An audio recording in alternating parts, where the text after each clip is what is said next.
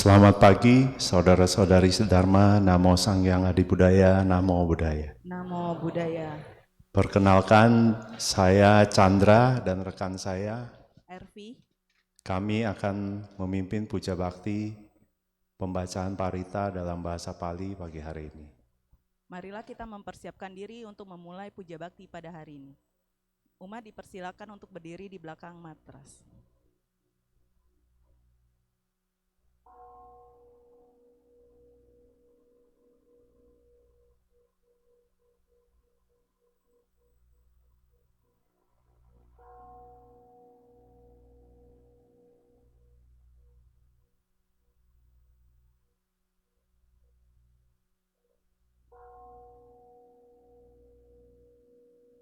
Gata Pendupaan.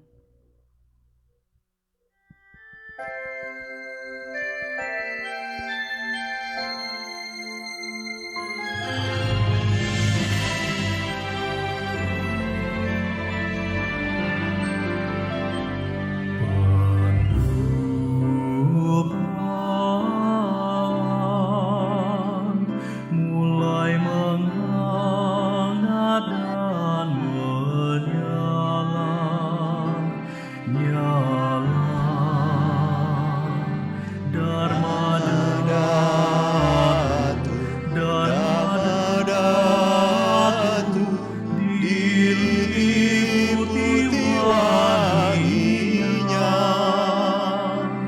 diliputi wanginya, wanginya di hadapan persamuan Nagarupa Prabu Buddha.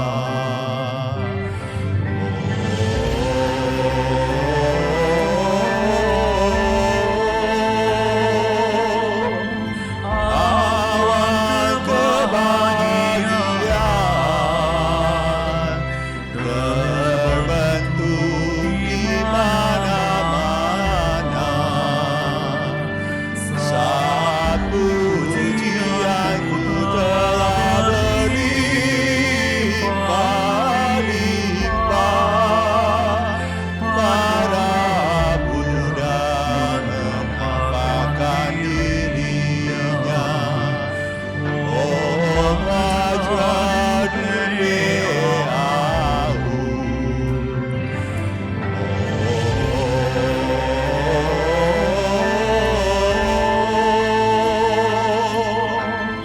awan kebahagiaan terbentuk di mana-mana.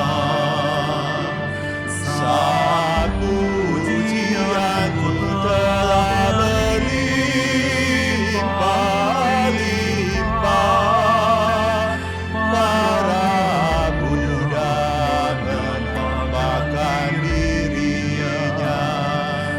Om Vajradevyahu, Om Vajradevyahu, Om Vajradevyahu.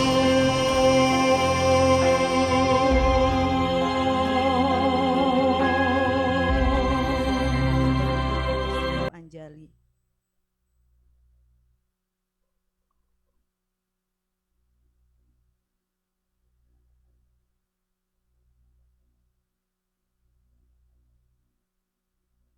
Nama Karagata. Syair penghormatan. Bagawa yang maha suci telah mencapai penerangan sempurna. Dharma telah dibabarkan dengan sempurna oleh Bagawa. Sangha siswa Bagawa berperilaku baik di hadapan Buddha, Dharma, dan Sangha. Aku bersujud. Arahang sama sambuddho bhagava buddham bhagavanta abhiwademi Namo Buddhaya. Swakato Bhagavata Dhammo Dhamma Namasami. Namo Dhammaya.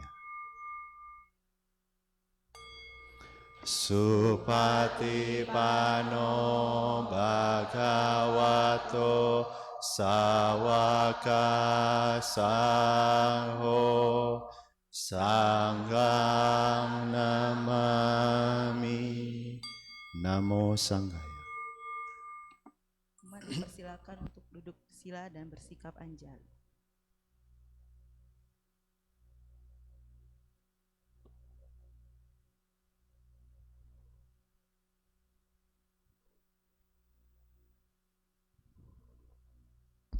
Wandana. Syair penghormatan. Terpujilah Sang Yang Adi Buddha, Yang Maha Esa, Bagawa yang Maha Suci, yang telah mencapai penerangan sempurna, dan semua bodhisatwa mahasatwa. Namo Saya Adi Buddhaya. Namo Saya Adi Buddhaya. Namo Saya Adi Buddhaya. Namo Tassa Bhagavato Arahato Sama Sambuddhassa. Namo Tassa Bhagavato Arahato Sama Sambuddhassa. Namo Tassa Bhagavato Arahato Sama Sambuddhassa. Namo Sarve Bodhisattvaya Mahasattvaya. Namo Sarve Bodhisattvaya Mahasattvaya. Namo Sarve Bodhisattvaya Mahasattvaya. Tisarana. 3 perlindungan. Marilah kita menyatakan diri berlindung kepada Buddha, Dharma, dan Sangha untuk kedua kalinya dan untuk ketiga kalinya berlindung kepada Buddha, Dharma, dan Sangha. Buddha saranam gacchami. Dhamma saranam gacchami. Sangham saranam gacchami. Dutiyampi Buddha saranam gacchami. Dutiyampi Dhamma saranam gacchami. Dutiyampi Sangha saranam gacchami. Tatyampi Buddha saranam gacchami. Tatyampi Dhamma saranam gacchami. Tatyampi Sangha saranam gacchami. Pancasila. Marilah kita menyatakan tekad berusaha melatih diri melaksanakan 5 sila. Panatipata Weramani Sikkhapadang Samadhiyami. Adinadana Weramani Sikkhapadang Samadhiyami. Kaimesu micacara Weramani Sikkhapadang Samadhiyami. Musawada Weramani Sikkhapadang Samadhiyami. Surameraya Majapamadatana Weramani Sikkhapadang Samadhiyami. Buddha Nusati, Dhamma Nusati, Sangha Nusati. Perenungan terhadap Buddha, Dharma, dan Sangha. Marilah kita melakukan perenungan terhadap Buddha, Dharma, dan Sangha. Iti piso bhagava arahang sama sambuddho vija sarana sampano sugato lokavidu anutaro purisa dhammasarati satta dewa manusana Buddha Bhagavati Swakato Bhagavata Dhammo Sanditiko Akaliko Ehipasiko Panaiko Pacata Weditabo Inuhiti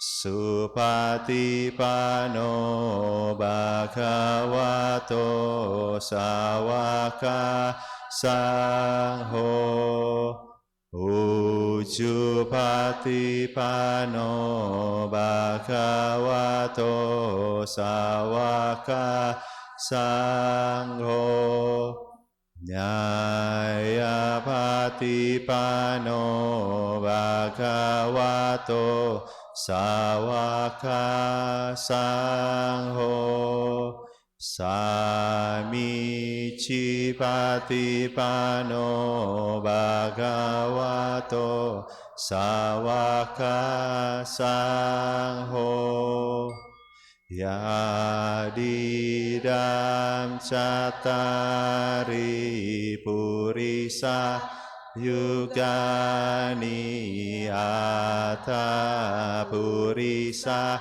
Pugala Esa Bhagavato Sawaka Sangho Ahuneo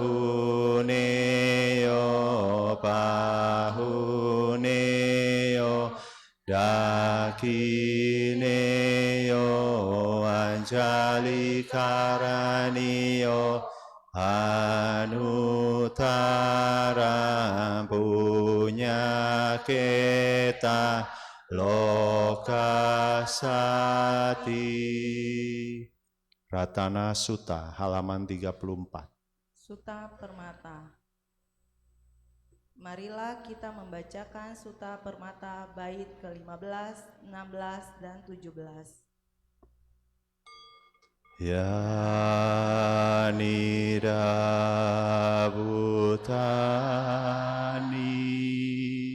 samakatani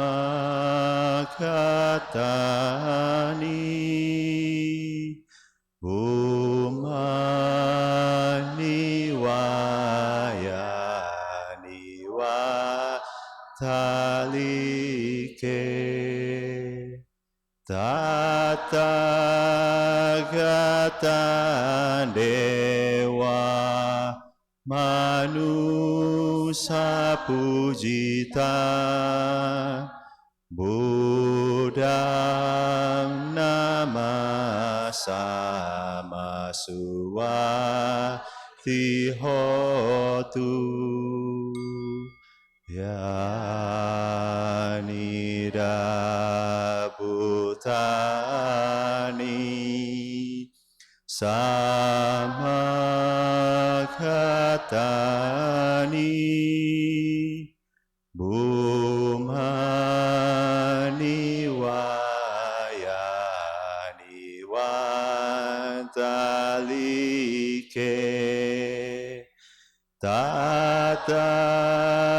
Tathagata Dewa Manusa Pujita Dhammang nama sama suwati hotu Ya nida bhutani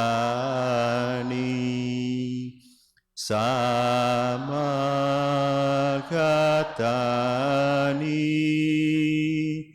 Bhumani wayani watalike Tathagata Dewa Manusa Pujita Sangha nama sama suwati hotu. Samadhi.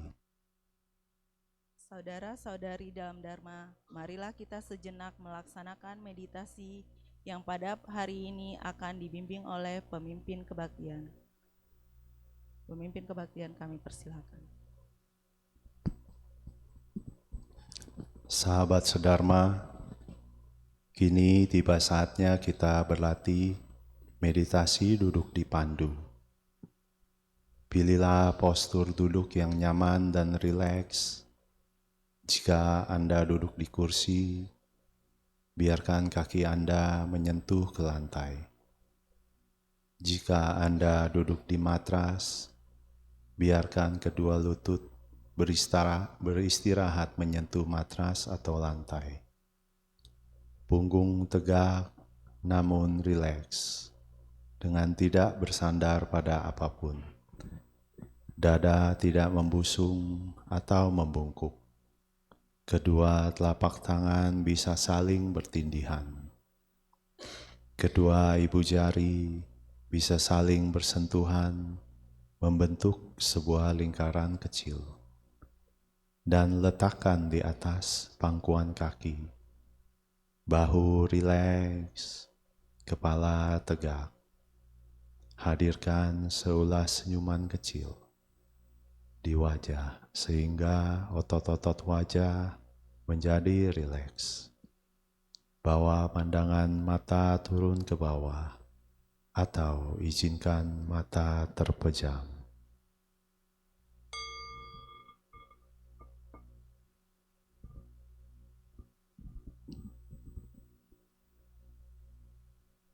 Bernafas masuk, saya merasakan dan mengenali sensasi nafas masuk. Bernafas keluar, saya merasakan dan mengenali sensasi nafas keluar. Nafas masuk, nafas keluar.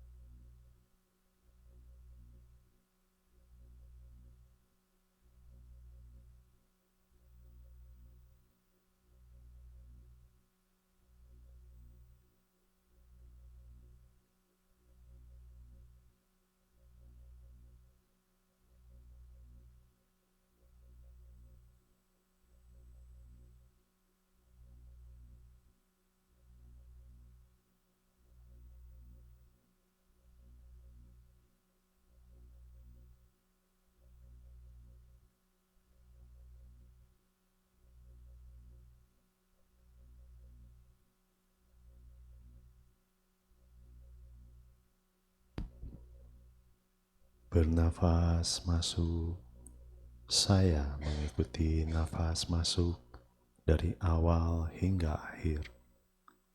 Bernafas keluar, saya mengikuti nafas keluar dari awal hingga akhir. Mengikuti nafas masuk, mengikuti nafas keluar.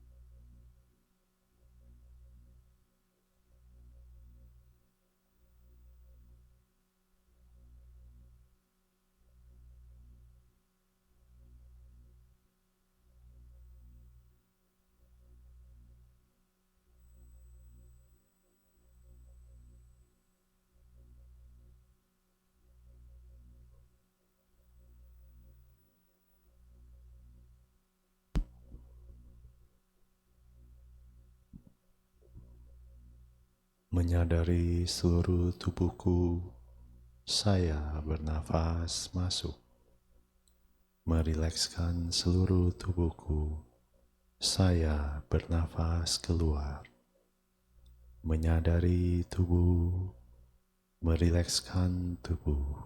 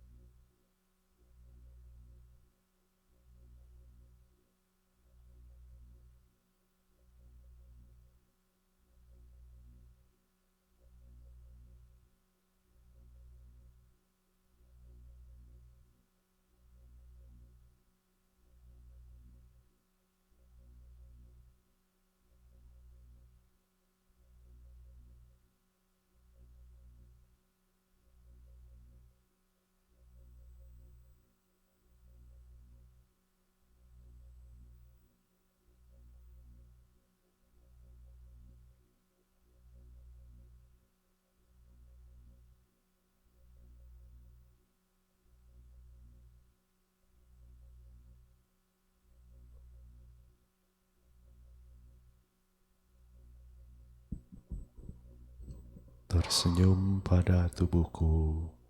Saya bernafas masuk, melepaskan semua ketegangan yang ada di tubuhku. Saya bernafas keluar. Tersenyum pada tubuh, melepaskan ketegangan.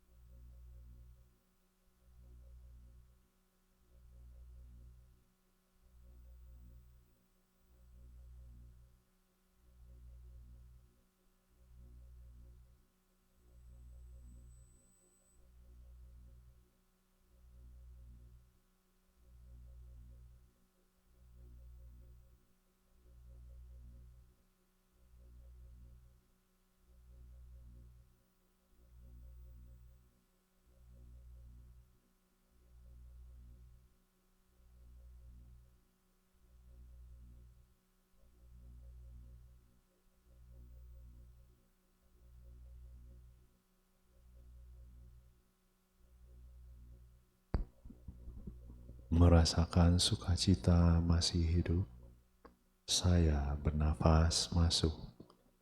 Merasakan bahagia, saya bernafas keluar. Merasakan sukacita, merasakan bahagia.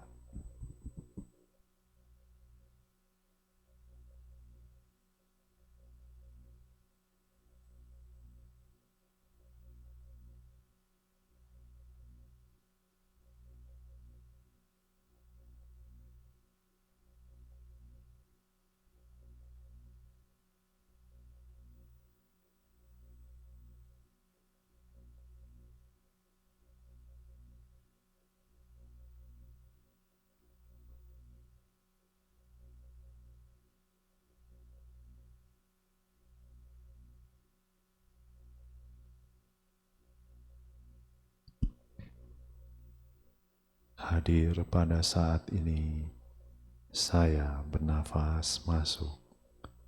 Menikmati saat ini, saya bernafas keluar.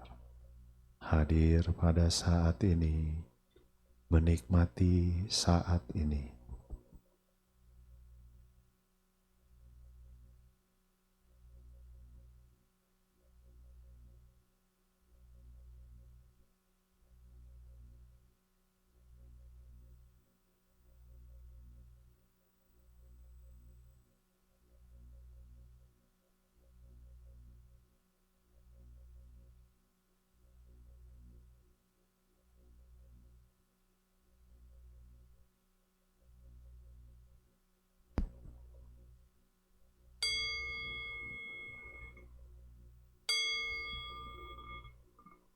Demikianlah akhir dari sesi meditasi duduk kita.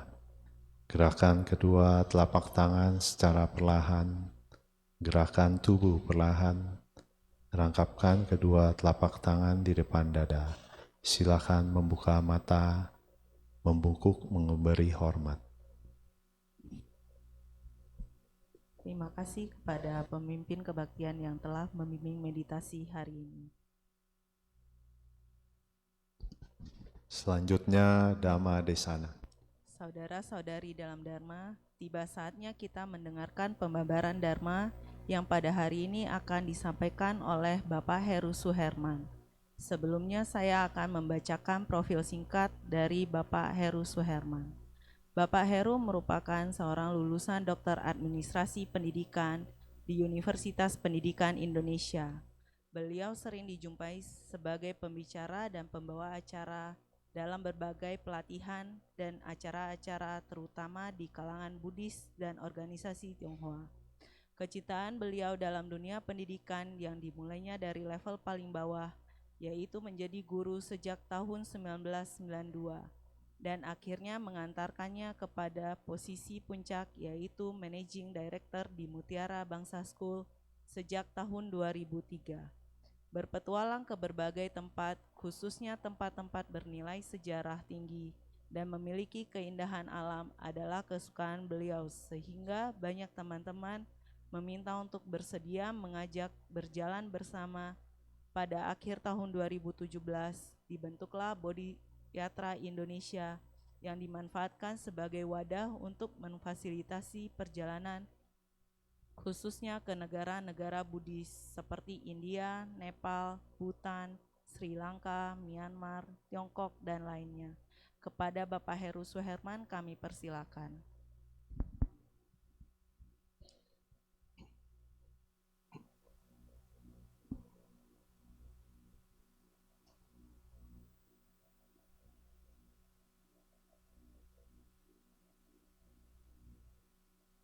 Ya, baik.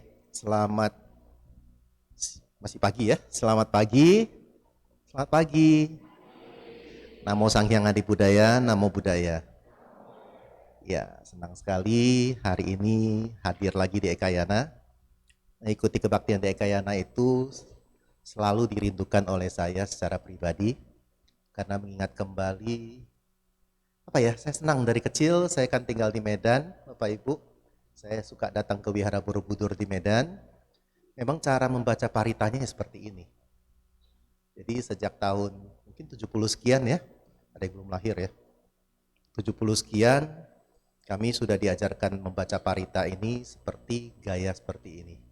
Ya, ini diajarkan Sukong, Bante Asen Jinara kita, karena kita mengikuti tradisi Sri Lanka. Jadi kalau Bapak Ibu berkunjung ke Sri Lanka, pagi-pagi itu di Sri Lanka itu kayak di Indonesia. Di Indonesia apa yang kita dengar? Azan ya. Pagi-pagi di Sri Lanka juga akan dengar azan. Tapi yang dibacakan itu parita. Ya, saya pertama kali tiba di Sri Lanka itu agak kaget. Ini kan negara Buddhis ya. Kok ada azannya ya? Iya, pagi-pagi kok ada azannya. Kebetulan kami nyampainya dengan pesawat pagi, nyampe di hotel tuh masih sekitar subuh, sekitar jam 5-an. Saya kaget loh. Kok ada azannya ya?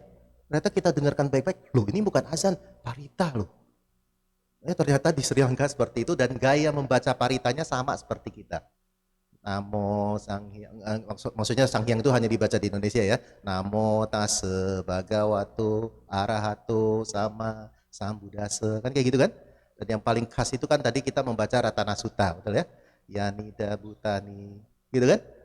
Ada nadanya. Itu yang saya selalu merindukan tiap kali ketik kebaktian di Ekayana ini. Kita tepuk tangan dong untuk Ekayana ya.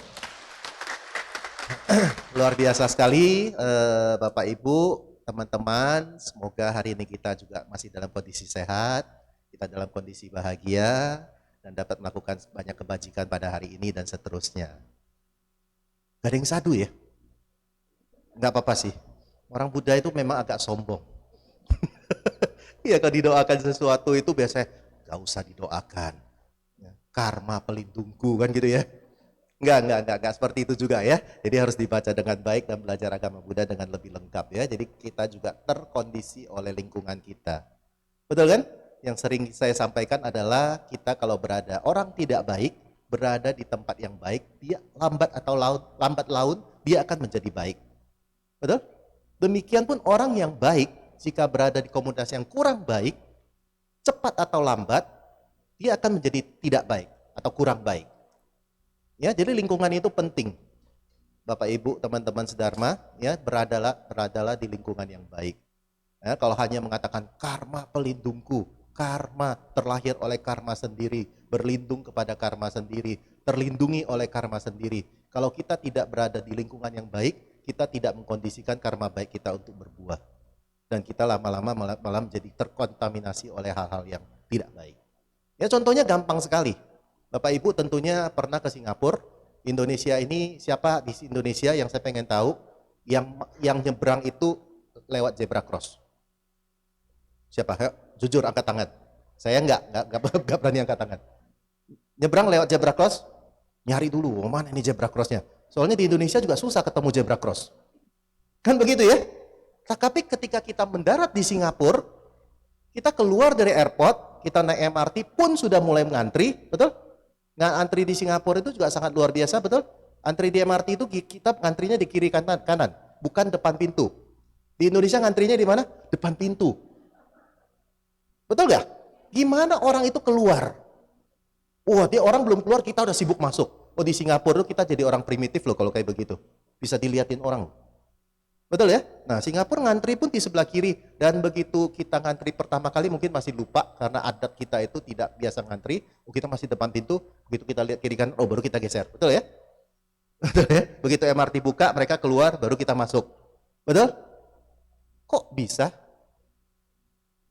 Sampai keluar MRT, kita mau nyebrang ke hotel misalkan, sampai ke Orchard atau sampai ke Bugis atau ke Chinatown, kita mau nyebrang, betul? Kasih kita ikut MRT kan? Kita ikut zebra cross kan? Betul ya? Kita ikut zebra cross. Kenapa kita nggak barbar nyebrang? Takut didenda. Singapura kan terkenal negara denda kan? Pantai dibilang fine country kan gitu kan? Bukan hanya itu sebenarnya, karena itulah yang saya sering katakan dan Buddha juga mengatakan bahwa lingkungan yang baik itu bisa membuat orang menjadi baik. Tapi sebaliknya, orang Singapura yang begitu taat, begitu nyampe Batam, itu naik kapal itu cuma 1 jam, ya naik kapal feri itu cuma 1 jam. Begitu nyampe Batam, dia lebih barbar daripada kita. Itu betul, itu kenyataan. Ya, oke. Baik, kita lanjut aja ke cerita kita hari ini karena sebentar lagi kita sudah masuk ke musim Cengbeng. Jadi saya ingin membahas tentang Cengbeng. Karena banyak sekali umat-umat Buddha, bahkan termasuk para ulamanya, menyatakan bahwa tidak perlu lagi memberikan penghormatan, tidak perlu berdoa, tidak perlu memberikan persembahan. Ya. Banyak loh umat Buddha yang seperti itu. Karena prinsip yang dipegang di awal tadi. Ya, kama yoni, kama bandu, kama pati sarana, dan seterusnya. Ya, dan saya hari ini ingin bercerita tentang makna Cengbeng. Oke, sebelumnya ini mohon maaf bagi yang non Tionghoa karena saya orang Tionghoa, jadi saya bercerita dari perspektif Tionghoa. Ya, ini rata-rata Tionghoa semua lah ya. Jadi siapa yang bilang Tionghoa itu minoritas ya? Di hari ini Tionghoa itu mayoritas. Jadi saya bercerita dari sudut Tionghoa. Ya, jadi karena sebentar lagi kita juga merayakan festival Cengbeng dan yang agak menggelikan itu sebenarnya beberapa ketika kita Xinjia ada ucapan ditujukan selamat merayakan hari raya Imlek kepada umat-umat Konghucu. Itu agak menggelitik saya gitu loh. Jadi apalagi ada statement-statement yang mengatakan kurang lebih seperti ini. Kalau lebih ekstrim lagi mengatakan, kalau kamu bukan agama Konghucu, kamu gak boleh merayakan Xinjia. Itu mengganggu saya. Sangat mengganggu. Biasanya kalau ketemu orang-orang begitu itu, saya tatar dulu 45 menit. Iya, karena apa? Budaya Imlek, budaya Cengbeng, ya, festival Imlek, festival Cengbeng, festival makan bakcang, festival makan onde, makan Tiongciupia, itu adalah perayaan budaya Tionghoa, bukan perayaan agama. Betul? Itu adalah perayaan budaya Tionghoa. Jadi kalau namanya festival, perayaan festival, itu adalah perayaan budaya. Dan dalam kata yang lebih ekstrim juga kalau kita mau katakan adalah, kalau dia Tionghoa, saya Tionghoa, Bapak Ibu teman-teman juga Tionghoa, agama apapun, mau Buddha, Kristen, Islam, tidak beragama sekalipun, boleh merayakan festival budaya Tionghoa. Karena budaya itu terlahirkan. Agama adalah pilihan. Betul? Kami nggak bisa. Kita semua nggak bisa memilih dilahirkan di mana. Betul? Kalau bisa milih ya tentunya saya milih dilahirkan di mana? Di keluarga kerajaan Inggris. Cucunya Ratu Elizabeth. Wih, begitu lahir sudah jadi orang kaya. Nggak ada referensi orang susah. Betul ya? Nah, begitu lahir sudah punya Rolls Royce. Gitu? Avanza nggak main.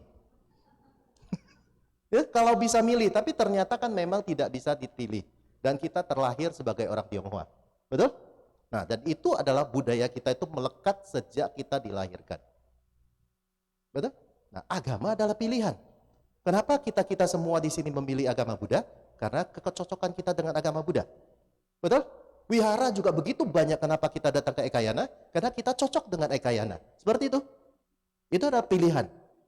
Betul? Nah, jadi sangat menggelitik. Ini juga sharing kepada teman-teman sekalian. Kalau ketemu orang-orang yang radikal seperti itu, tolong ditatar juga. Kalau nggak 45 menit, ya 4,5 menit juga boleh lah. Sampaikan kepada dia itu adalah perayaan budaya, bukan perayaan agama. Itu sangat mengganggu saya waktu itu dikatakan, kalau kamu bukan beragama Konghucu, nggak boleh ikut Xinjia. Lu lahir dari zaman batu. Ya, kemarin saya berdiskusi dalam buka puasa bersama. Saya diundang di sebuah acara buka puasa bersama, tokoh lintas agama itu semua hadir. Kebetulan duduk di samping saya itu orang Konghucu, petinggi Konghucu. Terus saya colek-colek, saya ngobrol sama dia. Bro, mau nanya dong bro. Mau nanya dong, itu statement Menteri Agama itu seperti apa sih kok kayak begitu? Itu kayaknya kok kurang pas ya. Terus bilang, oh itu ada sebabnya kok Heru. Gitu ya, sebab saya cerita panjang, pokoknya intinya adalah tentang itu. Imlek itu adalah milik agama Konghucu. Wah, saya bilang, kamu mohon maaf ya, kebetulan dia ini orang Manado, non-Chinese. Terus saya bilang, terus kalau kamu budaya Manado itu merayakan Imlek apa enggak? Sorry ya, Anda kan bukan Tionghoa, saya bilang. Nah, saya bilang gitu kan, jadi tidak ada kewajiban untuk merayakan Xinjia kan? Tapi ketika Anda beragama Konghucu, kemudian merayakan Imlek, lucu gak sih? Terus saya pikir, dia diem, ya udahlah, udah gak usah kita lanjutkan, kita buka bersama saja. Oke, kita lanjut ke Cengbeng. Cengbeng ini berasal dari kata, tentunya adalah Ceng dan Beng. Kalau bahasa Indonesia, bahasa Mandarinnya adalah, tolong di next bro. Tolong di next, jadi tentunya itu tulisannya seperti itu, Qing Ming Jie gitu ya. Ini mohon maaf saya kalau tulisannya salah, saya sih nggak ngerti, cuma copy paste doang. Ya waktu zaman saya, Anda kan tahu, seumur saya atau koko Anda atau aceh Anda atau AI Anda, seumuran saya, kita waktu itu tidak boleh belajar bahasa Mandarin. Ya, terjadi diskriminasi selama 32 tahun, semua budaya Tionghoa itu di-ban. Masih untung punya nama Tionghoa. Ya, makanya anak-anak muda sekarang tuh berbahagialah, belajarlah bahasa Mandarin itu dengan sangat baik. Sekarang bahasa Inggris itu malah perlu ditinggalkan, yang harus dipelajari adalah bahasa Mandarin. Karena China rules the world. Ya, sebentar lagi lautannya itu China, bukan lagi Barat. Oke, nah Qing Ming Jie, tolong di next bro. Nah, jadi dia ada dua kata, Qing dan Ming. Kalau bahasa Mandarinnya Qing Ming, kalau bahasa Hokkiennya Ceng Beng. Bahasa Keknya apa Ci? Saya nggak tahu. Karena suku bangsa bahasa Tionghoa, orang Tionghoa itu banyak sekali ya. Ada Cantonese, ada Kek. Tadi saya ngobrol dengan Ci Eli, ternyata orang Kek. Papa saya orang Konghu, mama saya orang Hokciu. Ya, jadi kalau di Medan khususnya, saya tidak tahu di Jakarta atau di Tangerang nggak terlalu jelas perbedaannya. Kalau di Medan itu sangat jelas. Ada orang Medan nggak di sini? Dari kita lihat rumahnya, banyak ya. Yang bapak-bapak nggak ada yang Medan ya? Kasihan amat ya. Yang ibu-ibu banyak Medan. Di Medan itu sangat jelas ketika kita datang ke toko atau ke rumahnya, orang ini orang apa kita langsung tahu. Bisa contoh, mama saya kan Hokciu. Kalau di Medan, yang namanya kopitiam, tahu kopitiam? Makanya di Indonesia dulu pernah kopitiam di trademarkin, di TM kan, kita itu bingung tuh, kopitiam kok di trademarkin. Jadi di Medan itu kalau Anda Sumatera Utara, kopitiam itu di mana-mana kalau di TM kan punya dia, orang lain gimana jualannya? Padahal kopitiam itu nggak boleh di trademarkan sebenarnya. Yang men-trademarkan itu orangnya sama dengan yang men-trademarkan Budabar. Ya, Budabar juga di trademarkan kan, dipatenkan oleh salah satu perusahaan. Nah, kalau di Medan itu Sumatera Utara khususnya sangat jelas ketika kita datang. Kalau namanya kopitiam itu pasti orang Hokciu. Pasti orang Hokciu. Kalau orang Kek biasa jualannya apa? Obat emas. Jelas. Kalau orang Konghu, tukang kayu. Kalau orang Henghua, istri saya Henghua tuh. Si Wilan itu orang Henghua Putian. Jualannya apa? Tukang besi. Bukan, sepeda. Terus profesi yang kedua apa? Biku.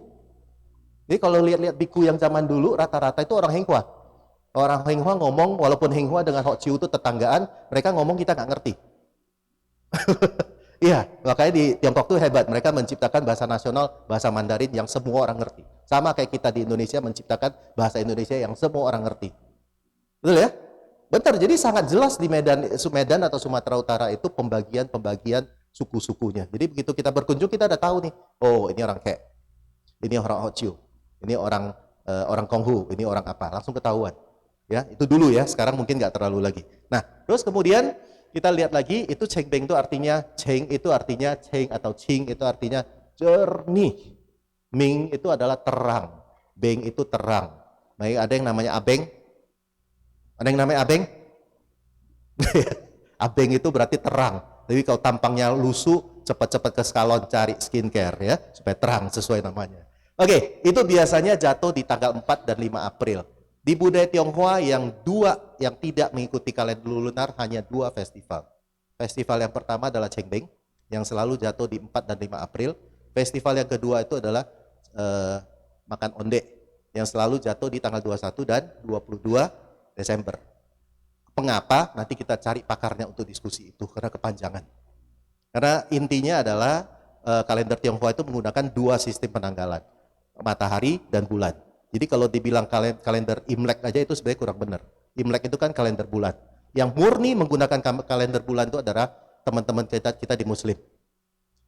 Ya, teman-teman kita di Muslim menggunakan murni Imlek benar, kalender bulan. Jadi kalau Tionghoa menggunakan perpaduan 2, unisolar. Masehi yang menggunakan matahari dan juga bulan. Jadi ada kombinasinya sehingga 2 festival itu yang selalu jatuh di tanggal 4 dan 5 April. Dan makan onde itu selalu 21 atau 22 Desember. Sisanya mengikuti perayaan menggunakan kalender lunar. Ya, oke, next please. Nah, ini sebenarnya dimulai dari sejak kapan sih? Ini sebenarnya dimulai dari dinasti Han 202 sebelum Masehi sampai 220 Masehi. Ini kerajaan ini cukup besar. Ya, dinasti Han ini cukup besar dan cukup lama. Dan kemudian dilanjutkan next please. Nah, kemudian dilanjutkan dinasti Tang. Dinasti Tang mungkin Bapak Ibu, saudara-saudara pernah dengar seorang tokoh yang namanya Tong Samcong. Langsung Sun Gokong ya. Ya, Tong Samcong itu beneran ada loh. Ya, dan Tong Samcong dibilang Xuanzang itu berjasa besar terhadap perkembangan agama Buddha, terutama dalam catatan. Kita tahu di India itu pernah diberantas. Agama Buddha itu pernah diberantas oleh yang namanya Raja Bhatiar. Bhatiar itu teman saya di Ekayana. Ekayana Tanjung Duren. Jadi asal ketemu dia itu Bhatiar. Kalau kamu nyampe ke India, Romo Bhatiar, kalau kamu nyampe ke India, ke situs Buddhis, lu dicaci maki orang. Jangan ngaku Bhatiar kalau dibuat gaya. Ya, karena Raja Bhatiar, kebetulan namanya sama, itu yang menghancurkan agama Buddha di India pada waktu itu.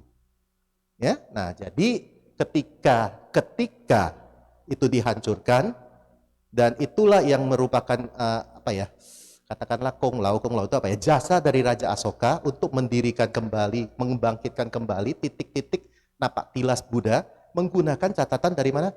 Dari Tong Samcong. Bentar lagi jangan nanya, cepat kayaknya di mana ya Pak? Gak ada ya. Jadi kalau cerita Xuanzang dalam benar-benar gini, budaya Tionghoa dan segala yang berurusan dengan Tionghoa selalu ditulis dengan 2 versi. Satu adalah versi asli, satu adalah versi apa istilahnya ya? Legenda. Ya, jadi kalau kita menggunakan legenda yang mana nih? Kita menggunakan versi yang mana nih? Pakai versi legenda, ya ada Tong Samcongnya, ada Sun Gokongnya, ada Cupat Kainya, ada Sacennya. Gitu kan? Kalau versi aslinya, ya memang Tong Samcong pakai kuda. Bukan pakai karpet ya, pakai kuda, berjalan ke arah barat. Tong Samcong itu kan mulai dulu kerajaan Tiongkok itu ibu kotanya di bukan di Xi'an, kok saya tiba-tiba lupa. Pokoknya di daerah Shanghai turun dikit, di atas Shanghai satu, Luoyang. Ya, dulu itu ibu kotanya itu di Luoyang. Luoyang itu sebelah timur Tiongkok. Sangat timur Tiongkok. Jadi kalau Anda lihat Shanghai di bawah, Jiangsu, yaitu di Zhengzhou. Zhengzhou itu di atas, di Luoyang. Luoyang itu makanya kalau menuju ke barat. Makanya diceritakan perjalanan ke barat. Gitu kan? Kenapa? Nah, Tong Samcong ini kan kita tahu di Indonesia ini ada dua tokoh besar dari Tiongkok yang datang ke Indonesia, namanya Fahien dengan I Ching, betul? Kenapa Tong Samcong tidak datang ke Indonesia atau Nusantara pada waktu itu? Karena Tong Samcong menggunakan jalur darat. Fahien dengan I Ching menggunakan jalur laut. Kalau pada saat itu Tong Samcong dalam dinasti Tang itu diperintahkan untuk mencari atau menyebarkan agama Buddha, kalau dia memilih lewat jalur laut, Tong Samcong itu mungkin pernah ke Nusantara. Ya, tapi Tong Samcong tidak melewati jalur laut sehingga mereka melalui darat. Nah, itu dinasti Tang juga sudah sangat berkembang, sangat besar budaya Cengbeng ini. Ya, terus next please. Nah, ini yang paling terkenal. Saudara-saudara sekalian, pasti kalau Anda bercerita Cengbeng atau banyak narasumber bercerita Cengbeng, pasti yang dirujuk adalah Cuyen Chang ini. Itu padahal tahunnya 1368 dan 1644 Masehi.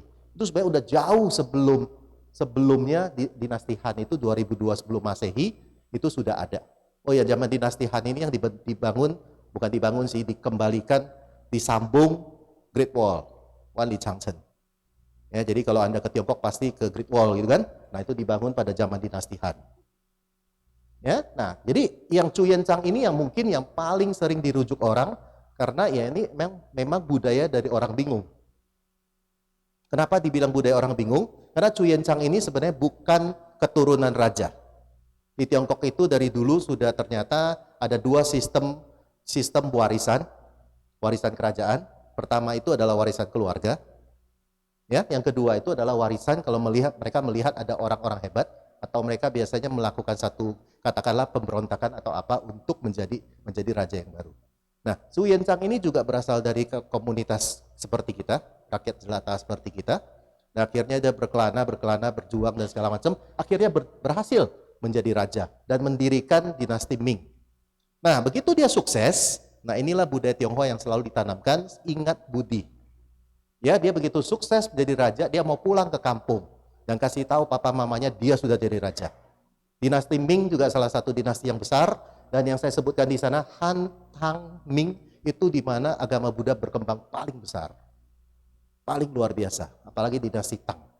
Oke, ceritanya Tong Samcong itu kan. Dan Tong Samcong itu akhirnya memang berhasil kembali ke Tiongkok dan menyalin suta-suta itu, ya suta-suta itu dalam bahasa Sanskrit dan diterjemahkan dalam bahasa Mandarin. Jadi Tong Samcong itu pernah beberapa kali tinggal di Nalanda University yang ada di India. Ya, dan di situ benar sampai ada kamarnya. Kalau Bapak Ibu, saudara-saudara sekalian, kalau ke Nalanda, jangan lupa datang ke kamarnya Tong Samcong. Masih ada. Ya, saya Februari kemarin baru ke Nalanda juga, saya juga mengunjungi Tong Samcong, saya cari-cari mana tahu ada kitab ketinggalan gitu kan. Oke, terus dia ketika kembali ke kampung halamannya, dia mau cari papa mamanya. Ternyata begitu nyampe di rumah tuanya disampaikan bahwa papa mamanya sudah meninggal. Dan sebagai orang yang orang Tionghoa itu selalu diwajibkan untuk memberikan penghormatan kepada leluhur, ya, dan dia juga ingin memberi penghormatan, tapi tidak ketemu makamnya. Sama, sampai saya sekarang ini, saya kalau ke Medan, saya mau ke kuburan kakek saya nggak tahu tuh yang mana.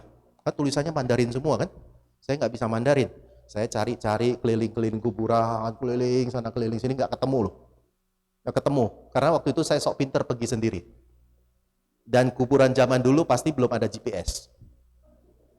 Ya, kita tag gitu. Lain kali saya kalau ke sana lagi dengan orang tua saya atau dengan yang level yang lebih tinggi dari saya, cucu saya, saya nyampe ke kuburan kakek saya tag dulu ya. Saya tag location, lain kali saya datang tahu tempatnya kan. Iya, beneran loh. Jadi sama si Cuyen Chang ini atau Raja Ming ini juga tidak tahu kuburan kakek nenek papa mamanya yang mana. Akhirnya karena dia raja, dia memerintahkanlah kepada seluruh penduduk yang ada di sana, hari ini, kebetulan tanggal 4 atau 5 April itu, hari ini adalah hari ziarah kubur. Silakan Anda semua datang ke kuburan orang tua, bersihkan dan tandai. Makanya zaman dulu itu kalau Anda perhatikan, waktu saya masih di Sumatera Utara, saya masih di Medan, ada tanda. Kuburan itu setelah dibersihkan ada tanda seperti ini. Ada kertas panjang. Jadi dari jauh kita harus tahu, oh itu kuburan sudah dibersihin. Oh itu kuburan sudah dibersihkan. Sampai akhirnya ceritanya selesai, semua kuburan sudah dibersihkan, tinggal 2 kuburan yang terlantar. Dan akhirnya Raja si Chu Yen Chang ini meyakini bahwa ini adalah kuburan orang tua saya, papa mama saya. Nah, itulah singkat ceritanya kenapa Cheng Beng itu dirayakan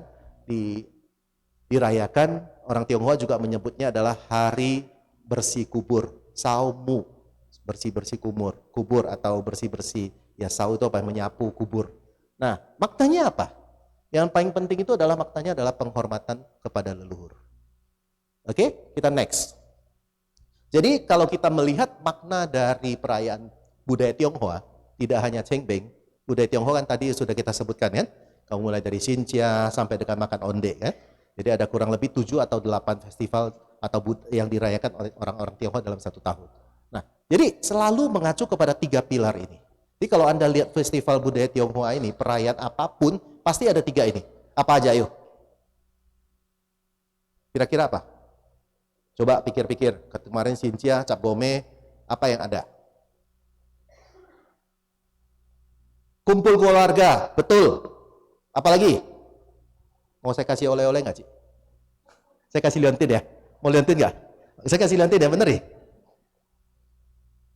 Nah, saya kasih liontin. Nih, liontin saya bawa dari India loh. Harganya nggak seberapa.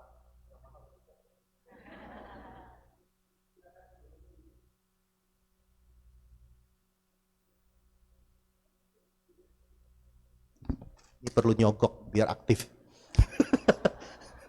Iya, ini bener, ini liontin ini saya kenapa ya? Saya dari kecil itu kan suka ketemu suhu. Rumah saya waktu itu Jalan Cirebon, kalau teman-teman orang Medan tuh tahu di Jalan Cirebon dekat dengan Irian Barat. Irian Barat itu ada satu kontekong yang sangat terkenal. Di seberangnya ada satu wihara kecil, Wihara Bodhi namanya. Jadi saya banyak belajar Mahayana justru di sana. Jadi Wihara Bodhi itu selain ke Borobudur maksudnya ya, karena itu lebih dekat ke rumah saya. Jadi rumah saya misalkan di sini wiharanya cuma di daerah sebelah sana lah, daerah Bistik sana lah. Di jalan kaki cuma dekat. Waktu itu saya masih kecil, jadi saya banyak. Tiap kali suhunya itu dari Taiwan, dari Malaysia. Tiap kali dia datang itu dia bawa liontin. Jadi begitu dengar suhu datang, kita senang. Ngapain? Dapat liontin. Ya serius. Dan saya merasa liontin kecil seperti ini, secara tidak langsung inilah yang mengikat keyakinan saya. Dan pada saat kecil saya memakai liontin itu bangganya luar biasa. Dan waktu kecil pun saya berani mengatakan bahwa saya beragama Buddha. Ya, saya sekolah di sekolah yang nasional. Di situ ada agama Islam, agama Kristen, ada Katolik, ada Buddhis kan. Di Hindu nggak ada waktu itu. Ya. Dan saya dengan bangga-bangganya waktu itu saya udah berani mengatakan, saya agama Buddha. Lihat nih liontin yang saya pakai. Liontin Buddha. Dulu suhu kasih liontin Kuan Im. Ya, kita pakai Kuan Im kemana-mana. Ya, jadi minimal ya walaupun nakal-nakal ingatlah masih punya Kuan Im di sini gitu kan. Iya, benar. Nah, itu adalah yang kedua. Kekerabatan, kumpul keluarga. Ada 2 lagi. Berbakti kepada leluhur. Mau liontin nggak, Pak? Kalau nggak mau, kams ya. Nggak, bercanda. Silakan, Pak. Boleh dipilih. Mau yang warna apa? Oh, nggak usah dilihat loh, dia langsung. Oke, satu lagi apa? Satu lagi karena jarang ketebak. Ayo, angkat tangan. Saya samperin. Makan-makan. Iya, luar biasa ya. Memang orang Tionghoa itu tolong dimunculkan 3-tiganya. Bro. Pilar budaya Tionghoa itu memang coba ada 3. Yang pertama itu adalah persembayangan. Penghormatan leluhur. Yang kedua itu adalah kekerabatan. Nah, kelihatan ya, kekerabatan, kumpul keluarga. Yang ketiga itu adalah makan-makan. Jadi orang Tionghoa ini nggak heran kalau ada ketemu orang Tionghoa, pasti yang ditanya duluan apa? Ciala boy.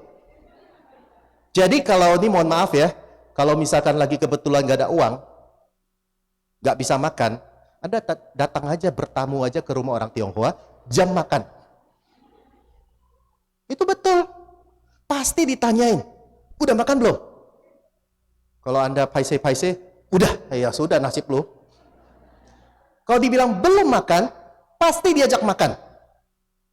Percaya apa enggak? Pasti diajak makan. Orang Tionghoa ini budayanya itu memang seperti itu. Jadi makan itu penting. Tapi sekarang dengan adanya COVID bergeser ya. Ditanya bukan udah makan atau belum? Sehat gak? Kalau nggak sehat jangan masuk gitu maksudnya kan. Iya loh, saya selama COVID saya nggak berani ke rumah papa mama saya. Mama saya udah tua, udah 90-an, ada yang papa saya 90-an, mama saya 80-an. Selama Covid saya nggak pernah ke rumah papa mama saya. Karena kita selama Covid itu aktif. Ikut baksos lah, masuk kampung lah, dan macam-macam kan. Saya takut kita tertular tapi tidak tahu. Walaupun dicek secara antigen dan PCR negatif sih. Jadi saya nggak berani mengatakan selama Covid saya pernah kena Covid, nggak berani ngomong itu. Tapi selama Covid tidak pernah terdeteksi Covid. Ya kena apa nggak tahu. Tapi ketika cek nggak ada. Ya karena waktu kita masuk tim relawan, hampir tiap minggu tuh cek tuh PCR. Untuk PCR kita aja udah habis berapa duit tuh ya?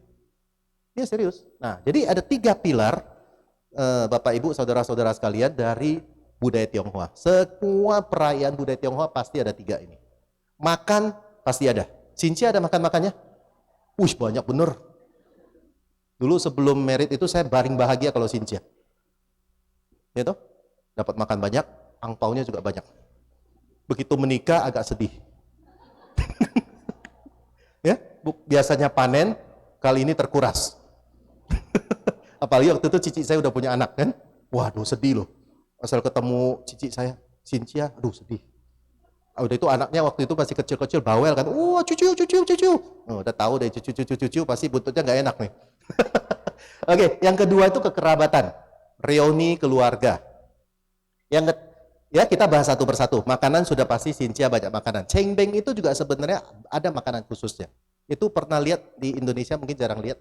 Ada kue kayak onde warna hijau. Vegetarian, isinya kelapa atau hal-hal seperti itu. Itu ada makanan. Kalau enggak dikasih kayak isi cai pao, tau enggak cai pao? Bangkuang yang gitu-gitulah ya. Wortel ya, itu ada makanan khususnya. Terus apa lagi? Tiongcupia sudah pasti makan itu apa namanya? Kue bulan. Bakcang sudah pasti. Gitu? Onde sudah pasti. Jadi perayaan budaya Tionghoa itu selalu ada makanan. Dan dulu kita happy. Iya, begitu datang ke kuburan kakek nenek saya, kuburan kakek saya itu gede banget loh. Lebih mahal kuburan daripada rumah kita.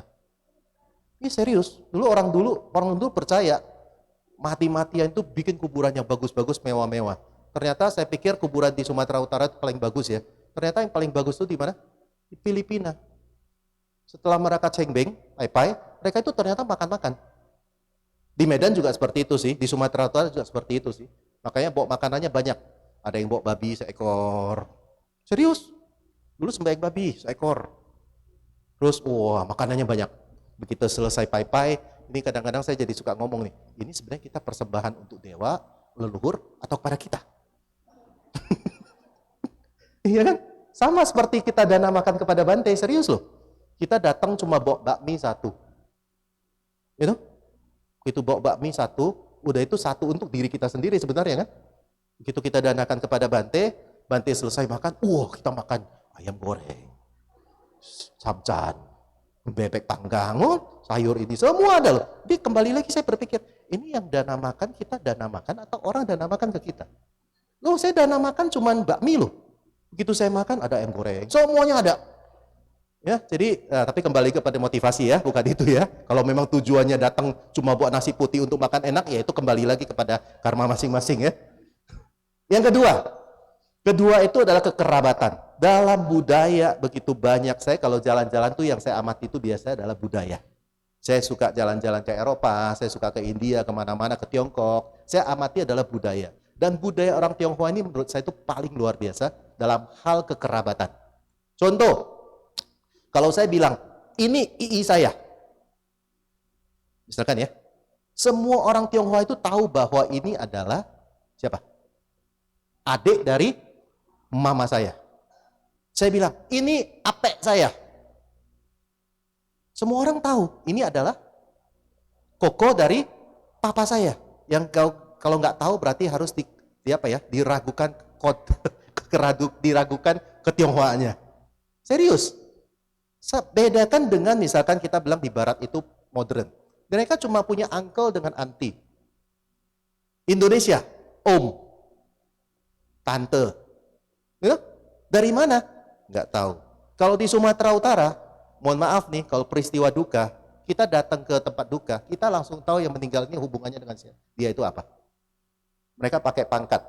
Kita bilangnya ha. pakai H. Kalau kita cucu pakai warna apa ya? Merah kalau nggak salah. Saya lupa. Jadi dia ada cucu, anak, mantu, saudara, ipar, ada tandanya. Jadi begitu kita datang, memang sekarang udah agak jarang sih. Mereka itu harus pakai kain goni gitu kan. Ada bajunya, rompinya rompi keren, bukan rompi orange ya. Bukan rompi orange, tapi rompi itu goni lah. Pakai goni, terus kemudian mereka pakai pangkat. Terus mereka pakai ikat kepala, pangkatnya juga di atas dan di sini. Begitu kita datang, kita langsung tahu, oh ini yang meninggal, ini cihunya. Langsung tahu, nggak perlu tanya lagi. Ini kalau nggak, biasa kita datang rumah duka, ini meninggal siapa ya? Oh ini cici saya punya, adik punya, engkok punya, panjang. Yang lucu itu, saya pernah datang ke seorang teman, mungkin Anda kenal namanya Pak Hendra Sarifudin. Mungkin zaman dulu itu kan nama itu masih susah ya bikin akte ya. Nama koko yang paling gede itu Husain. Koko yang kedua namanya Husain.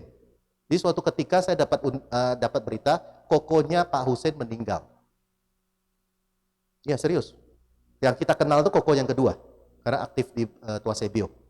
Ya, begitu ngomong Pak Husain meninggal, kita nangkepnya adalah Pak Husain koko yang kedua yang meninggal.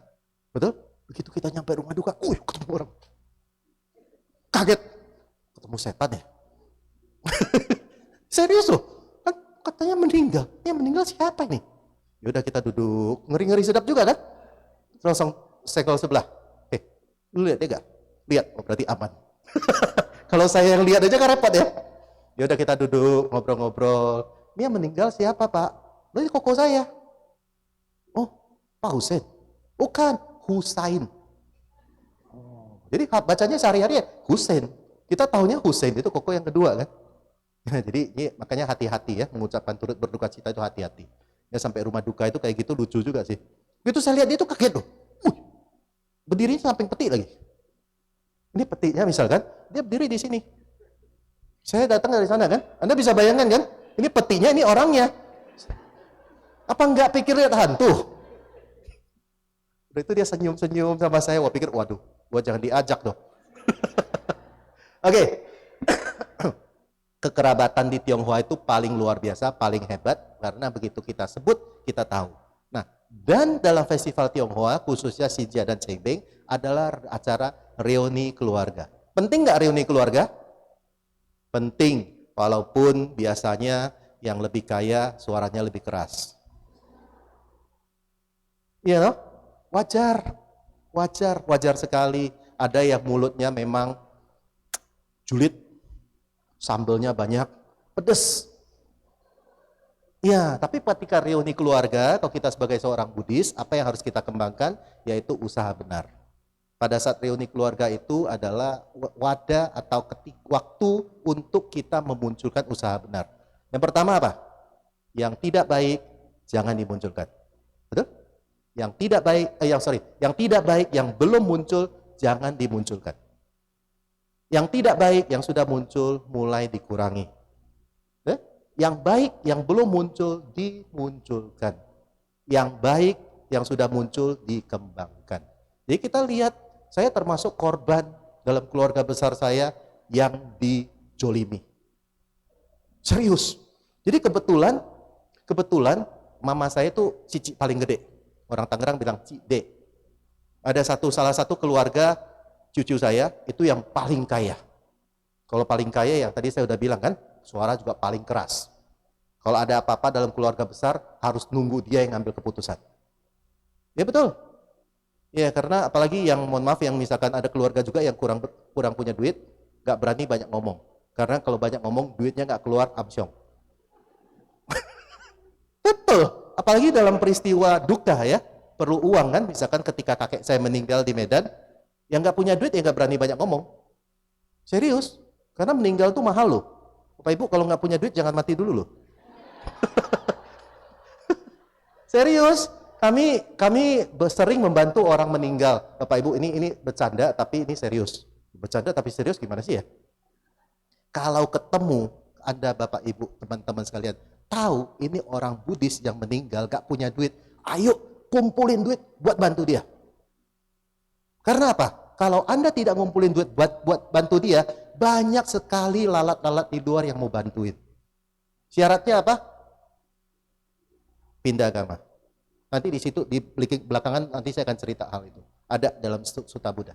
Ya, skip dulu ya. Kalau nanti saya lupa ditanyain. Oke.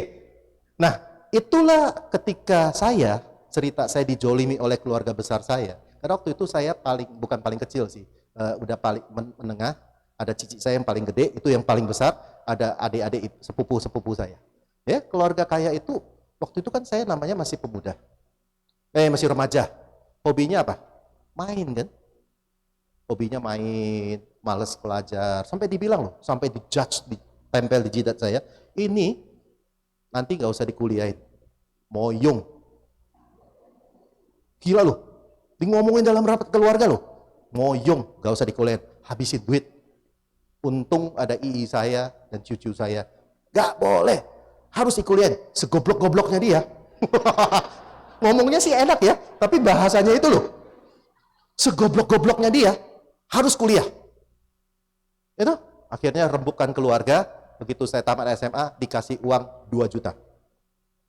Serius, kasih uang 2 juta, notial, tahun 91. Saya mau kuliahnya di mana? Cita-citanya Untar. Ada orang Untar sini? Oh banyak ya, Untar. Tapi Untar itu kan mahal kan? Begitu tanya grade, jangan-jangan grade A lah, nggak nyampe lah ya. Waktu itu sekolah aja nggak bener, gimana mau grade A ya? Grade C itu gotiao minimal. Dulu gotiao gede loh, gotiao. Saya cuma dikasih notiao. Satiaunya lagi cari di mana? Pengen masuk Untar karena apa? Ceweknya cakep-cakep. Itu akhirnya milih BINUS. Saya masih ingat tuh, bayarnya berapa? 1.999.000 bayar notial kembali ceceng. Itu untuk 1 tahun. BINUS tuh bayar untuk 1 tahun, saya nggak tahu sekarang gimana lah ya.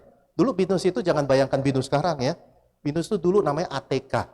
Aku terpaksa kuliah. Waktu itu zamannya Bu, almarhum Bu Teresia. Ya itu ibu baik sekali, luar biasa. Saking baiknya konservatif. Kalau kita ujian dapat B, dapat surat cinta ke rumah.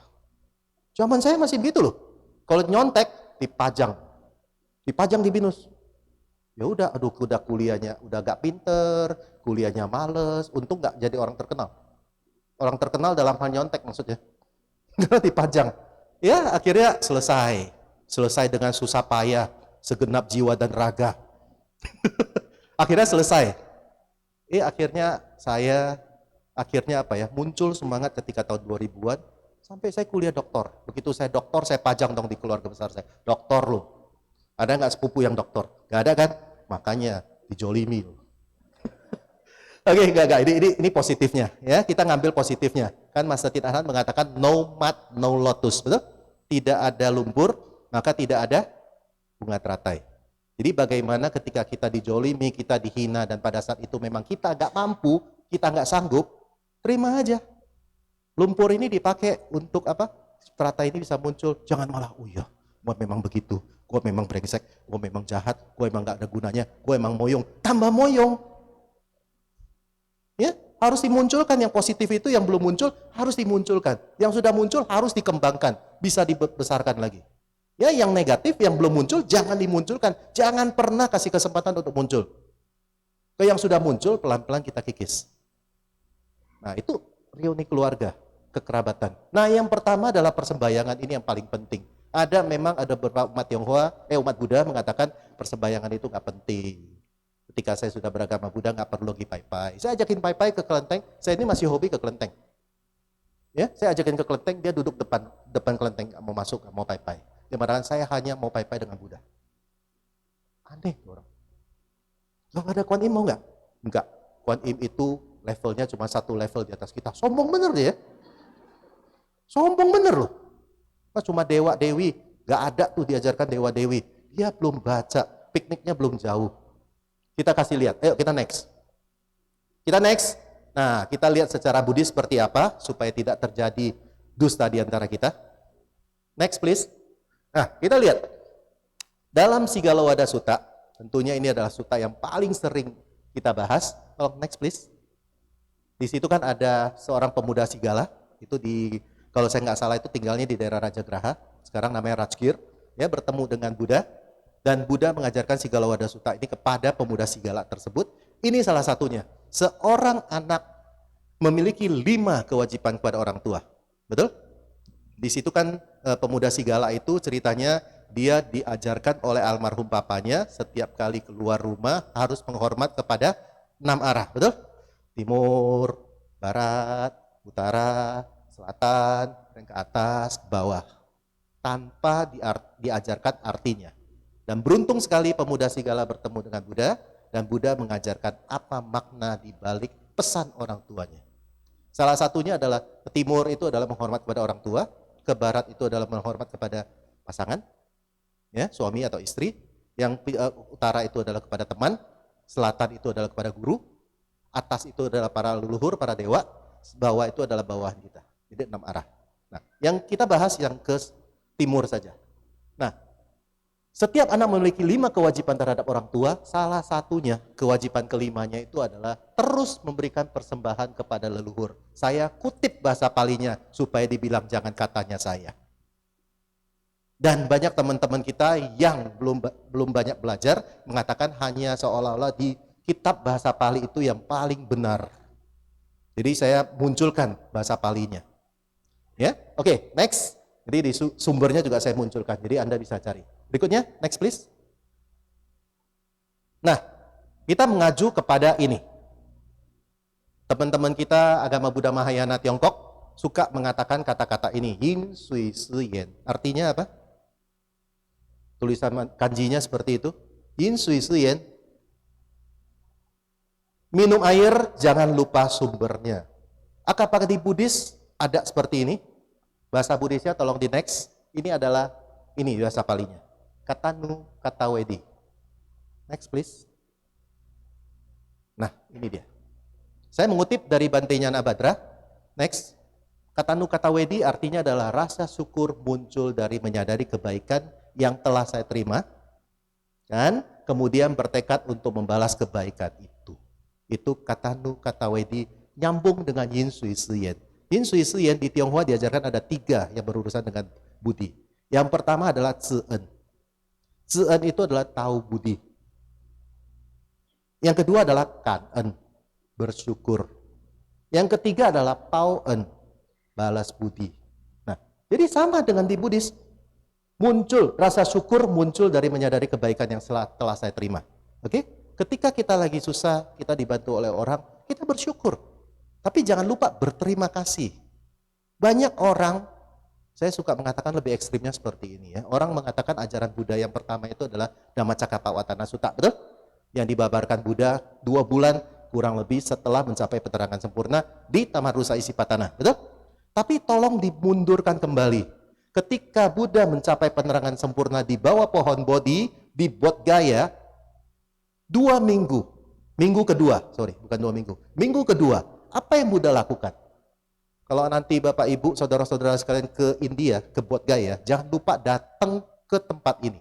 Tempat ini sangat penting, karena minggu kedua Buddha berjalan ke titik itu, namanya adalah setia mata tak berkedip. Ada bahasa Palinya, saya lupa, animita loka apa gitu kan. Nah, ketika itu Buddha, ini ada posisinya di timur laut. Jadi kalau Anda masuk Bodh Gaya, tempel utamanya di sana, ini titik Buddha menghormat itu Dursyukuta adalah di sebelah kanannya. Ya, Anda datang ke sana, Buddha berdiri di titik itu dan memandang pohon Bodhi selama 1 minggu tanpa mata berkedip. Sebagai tanda apa? Bersyukur dan berterima kasih karena selama ini pohon Bodhi sudah melindunginya dan menjadi saksi perjuangannya mencapai pencerahan. Nah, inilah ajaran Buddha yang pertama yang patut kita lakukan dan kita teladani dan kita terapkan dalam kehidupan sehari-hari. Kalau kita sebagai seorang Buddhis nggak tahu bersyukur dan berterima kasih, jangan jadi Buddhis. Serius, lebih ekstrimnya jangan jadi orang. Beneran, banyak sekali orang-orang sekarang setelah menikmati hasil dari orang lain atau dalam tanda kutipnya itu memanfaatkan orang, setelah mendapat apa yang dia inginkan, dia tinggalkan. Dia lupa dengan jasa-jasa orang itu. Ya, itu moyong loh orang itu. Kalau Anda punya teman seperti itu, cepat-cepatlah berdoa supaya dia mencapai alam yang lebih baik. Kalau enggak suruh ke India, kita cemplungin aja ke Sungai Gangga supaya cepat tercerahkan. Ya, oke, next please. Oh, ini sampai di zoom besar ini ya. Ini berarti penting ini menurut operator ya. Tepuk tangan dong untuk operator ya. Oke, nah Buddha juga menjelaskan ada 5 jenis persembahan. Persembahan itu ternyata nama palinya Bali. Saya baru tahu, Bali. Selama ini kita tahu Bali itu apa? Banyak libur. Makanya gak heran mungkin ya, di Bali itu paling banyak di negara Indonesia yang pernah saya kunjungi, negara yang paling menjunjung tinggi dan memberikan penghormatan kepada alam dan leluhur adalah Bali. Anda lihat, pernah satu orang peneliti, saya nggak mengatakan survei ya, peneliti membuat satu penelitian, mengatakan itu kalau nggak salah, 1-2 miliar hanya untuk beli apa itu namanya? Canang ya? Canang. Satu orang bisa beli lebih dari 10. Betul? Serius loh. Sampai mana-mana, dan Anda kalau tidak percaya, ini tolong diingat baik-baik, kalau Anda tidak percaya, udah diam aja. Jangan banyak komentar, apalagi aneh-aneh. Ada teman saya lucu ya, lucu, waktu itu kita masih kuliah lah. Kan kita bacanya apa? Manatipata Weramani, Sika Padang sama Diami, betul ya? Dia iseng nih. Manatipata Weramani, Sate Padang sama Diami. Pulang mencret. Kita percaya bahwa Dharma itu, karena ini, dalam sebuah sutta, saya lupa nama persisnya, sutanya apa? Dewa Catu Maharajika. Tahu? Dewa Catu Maharajika itu alam dewa yang paling dekat dengan manusia.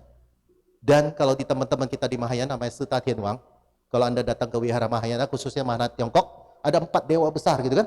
Ada yang pegang gitar, ada yang pegang payung, ya kan? Itu Sutta Tianwang. Dewa Catu Maharajika Sutta Tianwang itu pernah berjanji kepada Buddha akan melindungi Buddha dan umatnya jika memiliki keyakinan kepada Buddha dan Dhamma dan Sangha, memiliki moralitas yang baik, dan melakukan kebajikan. Jadi kalau Bapak Ibu mau, teman-teman mau dilindungi oleh para dewa, harus memiliki 3 syarat. Pertama, yakin, punya keyakinan kepada Buddha, Dhamma dan Sangha.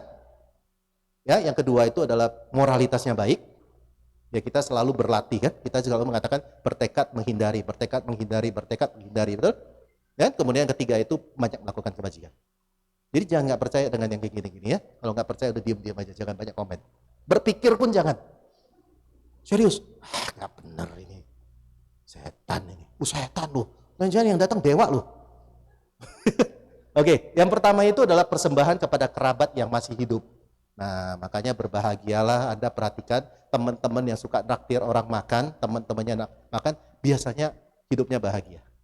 Yang kedua, persembahan kepada, bukan berarti nanti orang yang datang itu kita harus persembahannya pakai makanan ya, jangan pakai hio ya.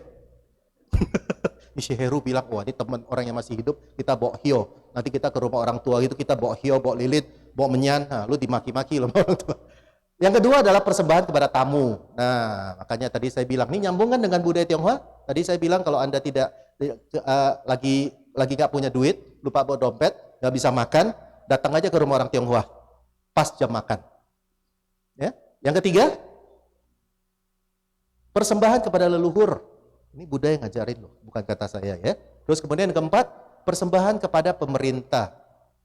Jadi umat Buddha ini juga harus, selain menjadi umat Buddha yang baik, juga harus menjadi warga negara yang baik. Bayar pajak pada waktunya. Ya. Oke, terus yang kelima itu adalah persembahan kepada para dewa. Persembahan kepada para dewa. Ya, oke, kita next. Nah, Buddha juga menjelaskan dalam Mahaparinibbana Sutta, ini ketika Buddha sudah sakit, ya. Ketika Buddha sudah sakit, itu berapa? 10 menit kan ya? 10 menit ya? Oke, siap. 5 menit habis. Pada saat itu Buddha sudah sakit, kan kita tahu Buddha itu mendapat persembahan terakhir dari Cunda, ya bukan Romo Cunda yang di Bogor ya, dapat persembahan terakhir dari Cunda, dan setelah Buddha makan, Buddha sakit, itu sudah antara Wesali, dari Wesali, saya lupa persis, mungkin sudah daerah Wesali, Buddha ini mengajarkan Mahaparinibbana Sutta, dan setelah itu memang Mahaparinibbana Sutta itu saya menduga itu sudah ditulis pasti setelah Buddha Parinibbana kan. Nah, jadi itu sepertinya bersambung, ada 2 seri. Ya, ini diceritakan kepada suku Waji. Suku Waji itu di Wesali. Ya, tinggal di daerah Wesali.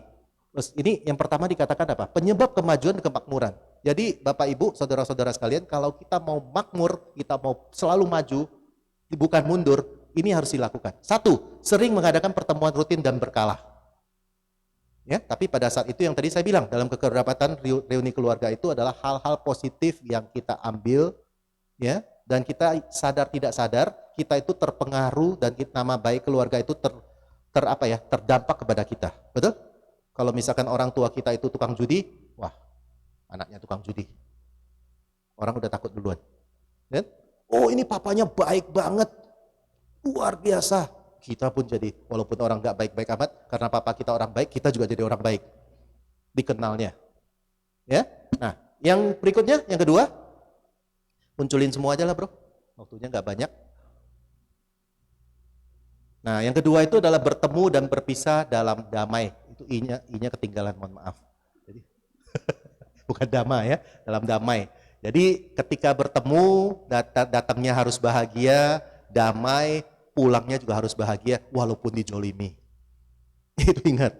Benar, dalam keluarga itu biasa seperti itu ya. Ketemu orang sombong itu biasa. Kalau dia kaya sombong nggak apa-apa, pinter kaya nggak apa-apa. Yang sebel itu adalah sudah nggak kaya, nggak pinter, sombong. Entah apa yang mau disombongin. Oke, yang ketiga itu tidak meniadakan, nah ini penting. Tidak meniadakan apa yang telah ditetapkan, melainkan meneruskan apa yang telah ditetapkan oleh tradisi mereka. Jadi kita sebagai orang Tionghoa, memiliki budaya Tionghoa, hal-hal yang positif itu silakan dilanjutkan. Teman-teman kita yang budaya Jawa, budaya Batak, budaya Karo, budaya Papua, punya hal-hal yang positif silakan diteruskan. Tidak ditentang oleh Buddha. Ini di Mahaparinibbana Sutta, bukan kata saya. Yang keempat, menghormati dan menyembah para sesepuh di antara mereka dan menganggap mereka layak didengarkan. Ya, jadi menghormati yang masih hidup, memberikan persembahan kepada para sesepuh yang sudah meninggal. Oke, yang kelima itu adalah menghormati dan menyembah altar-altar di rumah maupun di tempat umum, tidak menarik sokongan layak yang telah diberikan sebelumnya. Jelas Mahaparinibbana Sutta mengatakan tentang budaya Tionghoa yang kita lakukan dalam Cengbeng itu adalah persis diajarkan dalam Mahaparinibbana Sutta dan kita lakukan dengan baik, maka kemajuan dan kemakmuran adalah milik kita semua. Sadu. Next. Nah, ini lewatin aja lah ya. Ini kebaikan-kebaikan yang ada di Candi Borobudur, nanti kita cari waktu buat membahas. Oke, next. Nah, ini ada kondisi keberhasilan, ini menurut Tirokoda Sutta. Yang pertama itu adalah ketika kita melakukan pelimpahan jasa atau melakukan penghormatan, 3 hal ini harus dilakukan. Yang pertama itu pemberi dana harus memikirkan leluhur dan melimpahkan kepada leluhur.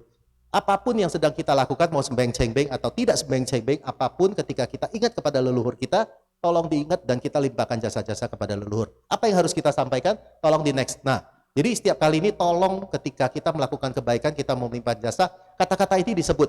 Gak harus dihafalin, tapi kurang lebih situ. Ya, mendiang, misalkan siapa namanya, jika kalian sadar bahwa kami membuat persembahan ini untuk kalian, kami undang kalian untuk datang dan menerimanya. Ya, orang Tionghoa, orang Medan khususnya, Anda pernah perhatikan, mereka suka puak pue. Dulu waktu kecil, saya ini yang karena saya tinggal dengan akong saya, kita sembahyang leluhur, ama saya yang suka disuruh. Jadi kalau kita bawa, di sini nggak punya ada contohnya ya, puak pue tahu ya. Nah, kalau sampai di kuburan kan susah bawa pue. Pakai koin, tapi koinnya yang sama ya, jangan yang sama, nanti kita bingung, oh ini yang mana nih? Ya, koinnya yang sama, kita puak pue, kan kita suka bilang kan, dulu waktu saya kecil kita bilangnya, ama nini numui gitu kan, kita pakai bahasa Hokkien, karena nenek saya orang Hokkien, kalau pakai Hokkien dia nggak ngerti.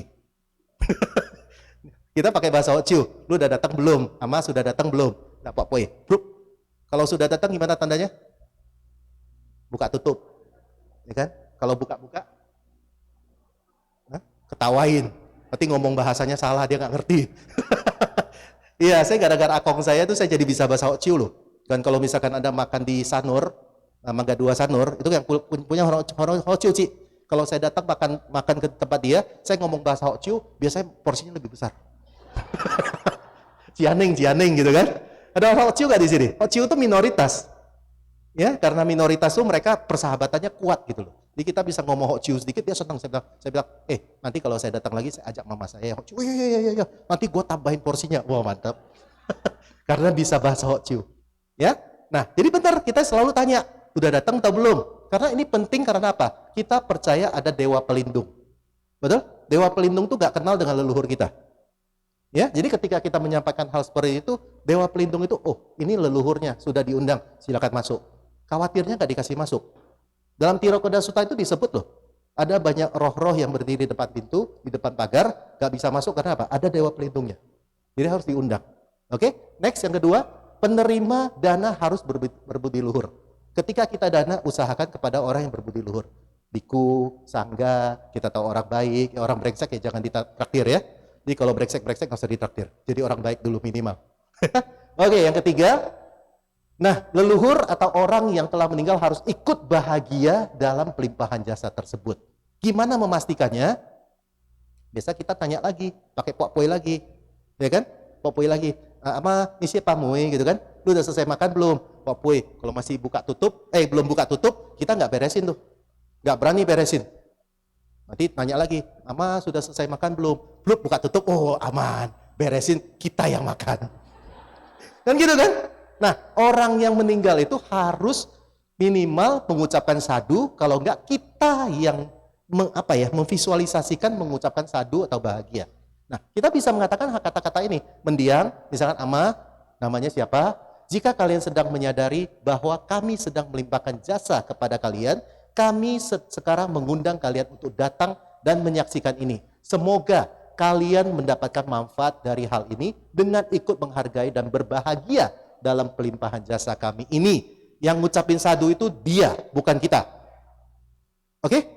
Tolong diingat, ketika Anda dana jubah atau sesuatu kepada Bante, ya kita mengatakan Bante bla bla bla bla bla, semoga dengan persembahan dana ini memberikan kebahagiaan dan kesejahteraan yang besar dan lama untuk kami. Yang ngucap sadu itu dia, Bante, bukan kita. Jangan terbalik. Ya, jangan, oh semoga saya berbahagia, sadu. Yang ngucap sadu itu, jadi seperti dalam kasus ini, leluhur kita yang bahagia dengan pelimpahan jasa ini. Dan kita visualisasikan bahwa mereka mengucapkan sadu. Oke, next please. Next. Nah ini tadi dibacakan Ratana Sutta, tentunya Anda sudah ngerti, ini kalau versi lengkapnya ada seperti ini. Jadi Buddha menjelaskan dalam Ratana Sutta, tadi Yanina Bhutani, bait keduanya adalah ini. Wahai para makhluk, perhatikanlah baik-baik. Buddha menyabdakan kepada para makhluk. Pancarkanlah kasih sayang kepada umat manusia yang siang malam memberikan persembahan kepadamu. Karena itu, lindungilah mereka dengan setulus hati. Ini Buddha yang bilang loh. Jadi kalau teman-teman Buddhis yang lainnya mengatakan tidak ada dewa, gak ada guna persembahan, gak ada manfaatnya, belum baca ini kali. Kalau saya munculkan teks Mahayana, mereka mengatakan, oh itu kan Mahayana, di Pali gak kayak gitu. Saya munculkan yang Pali. Next. Nah, ini di Siddhigarbha Sutta. Next, ini ketika ada yang meninggal. Ya, ada yang meninggal, ini juga perlu dilakukan. Ini Siddhigarbha Sutta. Ticang Cing mengatakan, seandainya keluarga almarhum tersebut beramal kebajikan selama 49 hari sejak almarhum meninggal dan jasa-jasa itu disalurkan kepada almarhum, maka almarhum tak akan terjerumus ke alam kesengsaraan, tapi akan menikmati kebahagiaan di surga, sedangkan keluarga yang berada di dunia itu akan memperoleh keberuntungan besar. Kurang baik apa itu pelimpahan jasa? Lihat. Next please. Nah, jadi rangkumannya seperti ini, munculkan semua aja, bro. Nah, ini pertama, saya baca di sini aja, nggak kebaca. Oke, yang pertama, sebentar, sorry saya nggak baca di sini ya. Seorang umat Buddha sebenarnya didorong oleh Buddha untuk secara terus-menerus memberikan persembahan makanan, oh ya, thank you, dan minuman kepada kerabat yang telah meninggal juga kepada para dewa. Sudah jelas. Yang kedua, apakah persembahan seseorang dihargai oleh penerimanya atau tidak? Memang di Jasoni Sutta disebutkan bahwa pelimpahan jasa ini hanya bisa diterima oleh kelompok peta. Ya, tapi nggak perlu khawatir. Nggak perlu khawatir. Kita punya leluhur itu bukan satu level. Leluhur kita itu sudah berlevel-level. Mana tahu ada yang lahir di peta. Itu satu. Yang kedua, walaupun misalkan mereka sudah terlahir menjadi dewa, nggak perlu lagi kelimpahan jasa kita. Tapi contohnya, misalkan saya, Anda bilang, Her, saya kirim ini ke kamu ya. Oh, walaupun saya bilang, saya mah nggak butuh lah sebenarnya. Tapi saya senang nggak? Senang, bahagia. Sama dengan para dewa seperti itu. Ya, yang ketiga, please. Waktu dan tempat untuk melakukan persembahan makanan dan minuman kepada leluhur secara khusus tidaklah penting. Ya, mau di kuburan silakan, itu bagus, silakan dilanjutkan. Kalau leluhur kita atau orang tua kita dikremasi, sudah contohnya diletakkan di Ekayana Tanjung Duren, Anda mau datang ke sana ya silakan, mau pepa di sana juga silakan, tapi ikuti aturannya. Jangan bakar rumah di dalam sana. Wah repot, nanti wiharanya kebakar. Ya, terus kemudian tidak meniadakan apa yang telah ditetapkan, melainkan meneruskan apa yang telah ditetapkan oleh tradisi mereka. Jadi fine, clear. Oke, sebab-sebabnya apa dan penunjangnya referensinya apa yang tadi sudah saya bahas. Seseorang juga dapat berbagi jasa secara efektif setelah bermeditasi atau melakukan perbuatan-perbuatan baik lainnya. Tadi saya melihat sudah dipimpin oleh pemimpin kebaktian dengan baik sekali meditasi kan? Walaupun ketika meditasi ada bunyi-bunyi mengganggu, ada tian mi. Jangan marah. Jangan marah. Jangan langsung ini orang nggak tahu diri, masuk wihara, nggak matiin handphone. Apalagi kita tahu nih sebelah kita, nih kok matiin handphone. Jangan marah. Justru ketika muncul kesadaran, oh saya masih mendengar suara handphone. Muncul kesadaran, jangan diomelin. Ya, jangan diomelin. Ini ada sebuah cerita ya, ini cerita terakhir supaya nggak terlalu panjang. Ada seorang, katakanlah seorang pemuda. Seorang pemuda datang ke tempat ibadah. Jangan bilang tempat ibadahnya apa ya, datang ke tempat ibadah. Tiba-tiba ketika si penceramah lagi ceramah, handphonenya dia lupa dimatikan. Bunyi, semua orang langsung lihatin. Padahal ceramahnya lagi bercerita tentang cinta kasih. Sayangilah musuhmu. Begitu handphone bunyi. Terus istrinya juga, wah kan lu, handphone matiin lu, malu-maluin aja lu. Stres. Ya kan? Terus begitu stres sampai di rumah dia masih pusing, akhirnya dia datang ke bar, minum bir. Begitu saking stresnya, birnya baru ditaruh kesenggol. Jatuh, tumpah. Terus manajernya datang. Gak apa-apa bro, setiap orang tuh punya hari yang tidak baik. Gak apa-apa, birnya kita ganti. Sejak saat itu dia tidak pernah lupa datang ke bar dan lupa datang ke tempat ibadah. Yang seharusnya tempat ibadah itu penuh dengan cinta kasih, tapi dihakimi. Yang sebenarnya kita merasa bar itu yang kurang penuh cinta kasih, tapi mereka bisa mempraktikkan hal yang lebih baik. Ya sudah, gak apa-apa bro, setiap orang itu punya everyone have a bad day gitu kan. Ya mungkin lu lagi stres, gak apa-apa, tumpah, gua gantiin yang baru. Sejak saat itu dia tidak pernah lupa datang ke bar. Iya, ketika Anda meditasi ada yang bunyi. Aduh, pernah lo sekali lagi kebaktian, lagi meditasi, anaknya nangis. Terus langsung mamanya berdiri. Kamu yang nangis ya, lu gak tahu orang lagi meditasi. Suara dia lebih kencang dari suara tangisan anaknya. Serius. Ya, jadi benar kata lagi meditasi, kita berpikir mungkin kita kurang mindful pada saat masuk ke wihara, lupa matikan. Gak apa-apa, berarti mindfulness kita kurang, tingkatkan. Nonton Kung Fu Panda gak? Kung Fu Panda 4 kan? Inner peace, kan diajarin kan? Si Po itu kan? Langsung ketawa berarti udah nonton ya. Kan diajarkan sama si Master Ukwa itu kan begitu kan? Inner peace, damai, damai. Tapi ketika dia tidak mindful, dinner please, inner peace jadi dinner please. Terus begitu lanjut lagi, oh salah, harus inner peace. Terus kemudian apa? Dinner with peace. Ya itu wajar, sangat wajar. Kita ini berlatih kok, kita nggak perlu terlalu menghakimi orang lain ketika kali ini kita berhasil mindful. Nggak perlu, kita juga ini naik turun kok. Kita hari ini berhasil misalkan 10 menit, nggak perlu kita menghakimi. Wah lu mah moyong punya gua dong. Hari coba, saya pengen tahu. Ya, oke, next. Terakhir, melalui persembahan dan pelimpahan jasa, para dewa bergembira dan bersukacita, kemudian mereka akan membalasnya dengan memberikan perlindungan dan bantuan. Jadi orang baik jangan pernah khawatir, good people will have a good luck. Jadi selalulah jadi orang baik dan meneruskan budaya-budaya positif ini. Terima kasih Bapak Ibu, Namo Sang Hyang Adi Budaya, Namo Buddhaya. Mohon maaf waktunya kelewatan.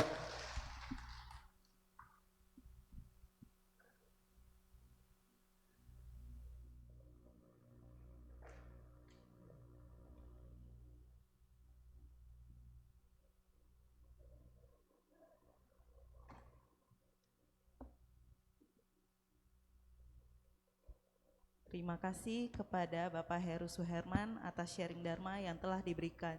Semoga bermanfaat bagi kita semua. Selanjutnya marilah kita melengkapi kebajikan dengan berdana paramita. Kini marilah kita melakukan kebajikan dengan berdana untuk kepentingan Dharma, seraya menyanyikan lagu Dana Paramita. Umat bisa menyalurkan dana melalui scan kode kris atau ke kantong dana yang disediakan.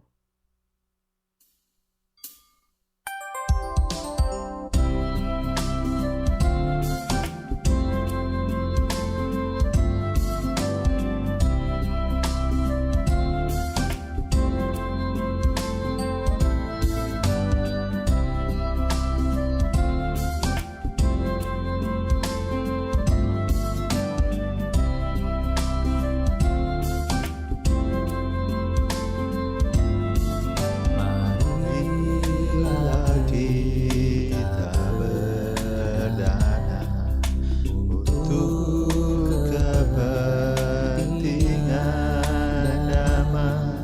Semoga kita dalam berkat kasih Buddha Maha Suci. Berdanalah kita semua dengan hati ikhlas rela. Semoga karma baik kita berlimpah rahmat Triratna.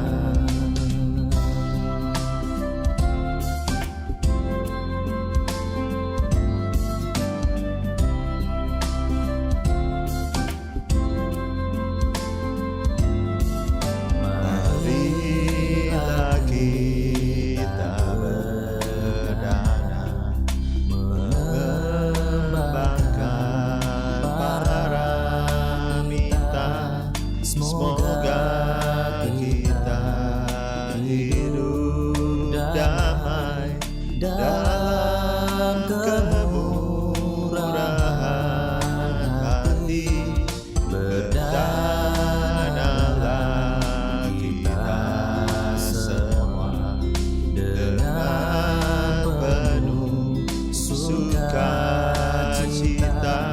Semoga hidup kita bahagia untuk selama-lamanya.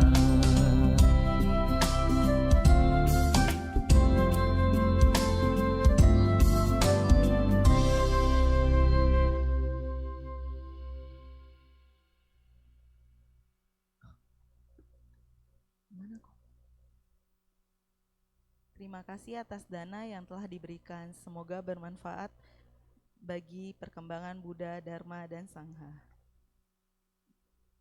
Kesenian.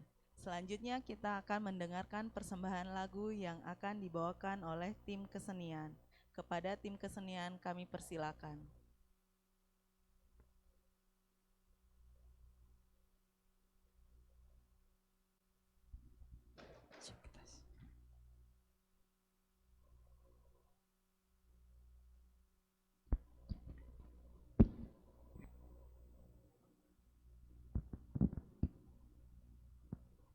Selamat siang semuanya, terima kasih kita kasih dalam budaya Dharma.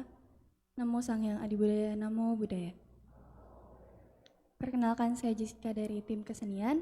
Pada hari ini saya akan membawakan lagu Harumnya Kebajikan. Bagi yang mengetahui lagunya, mari kita bernyanyi bersama-sama.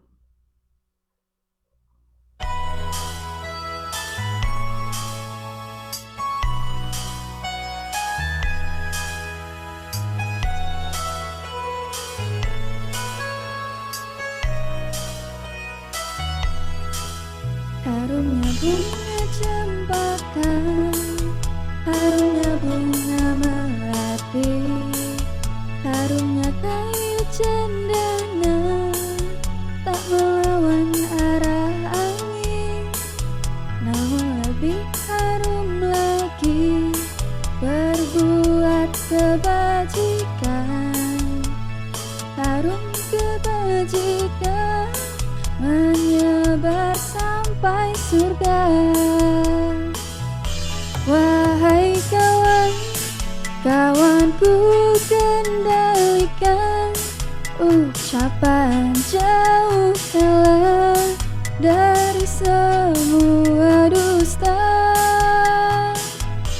Wahai kawan, kawanku kendalikan pikiran, jauh kalah dari semua noda.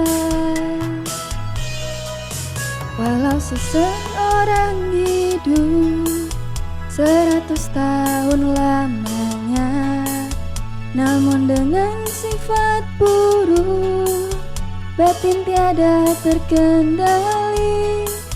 Sesungguhnya lebih baik kehidupan sehari, namun penuh cinta, hidup tiada tercela. Wahai kawan, kawanku kendalikan ucapan, jauh kalah dari semua dusta. Wahai kawan, kawanku kendalikan pikiran, jauh kalah dari semua noda.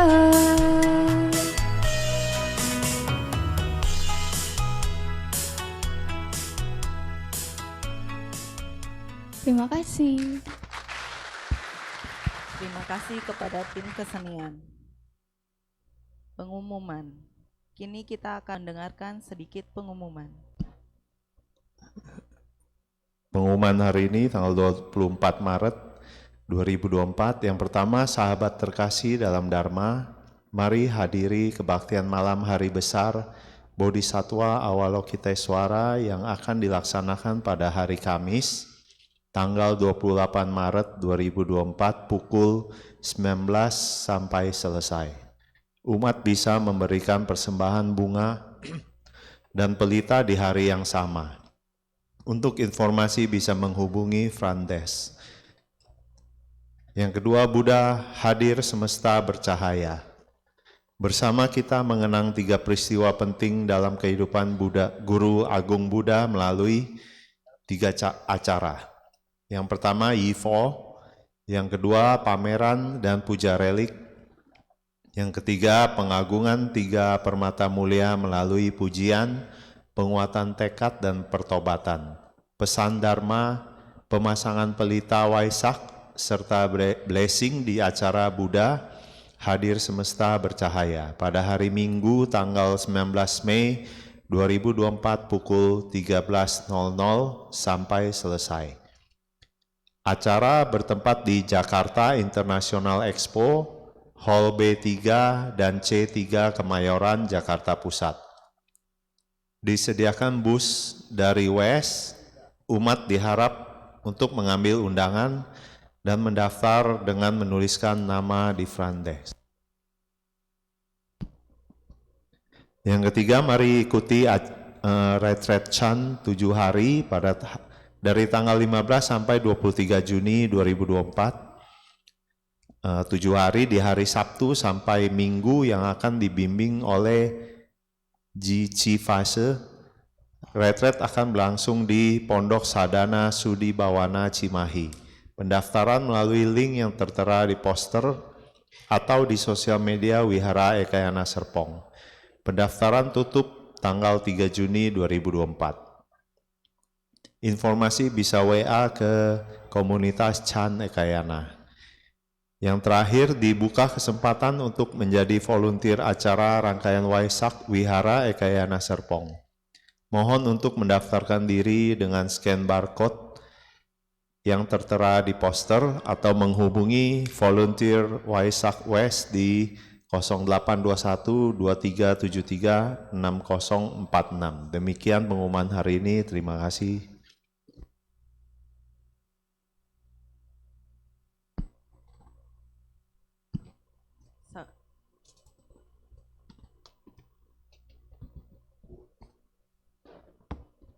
Selanjutnya Etawata. Saudara-saudari dalam Dharma, hari ini kita akan melimpahkan jasa kebajikan kita kepada Mendiang Sui Hong, Mendiang Wilson Tiopan, Mendiang Rubiana Cho Siu Pao, Mendiang Cho Po Bon. Pembacaan pelimpahan jasa akan dibacakan setelah Cirang Rakantu Wihara Ekayana Serpong. Sebanyak jasa. Marilah kita menyalurkan jasa-jasa kebajikan yang telah kita peroleh kepada semua makhluk yang membutuhkannya. Etawata ceam hehi sambata punya sampada sabe dewa numodantu sabah sampati sidia etawata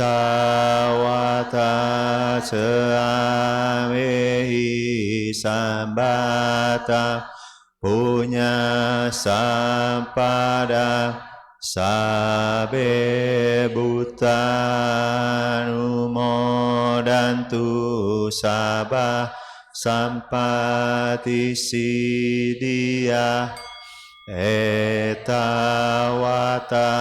ceamehi sambata Punya sampada sabe satta numodantu sabah sampati sidia akasata cebumata dewanaga maidika punyam tamanumoditwa cirang rakantu loka santi akasata cebumata dewanaga maidika punyam tamanumoditwa cirang rakantu Indonesia idamonatina hotu sukita hontu nyatayo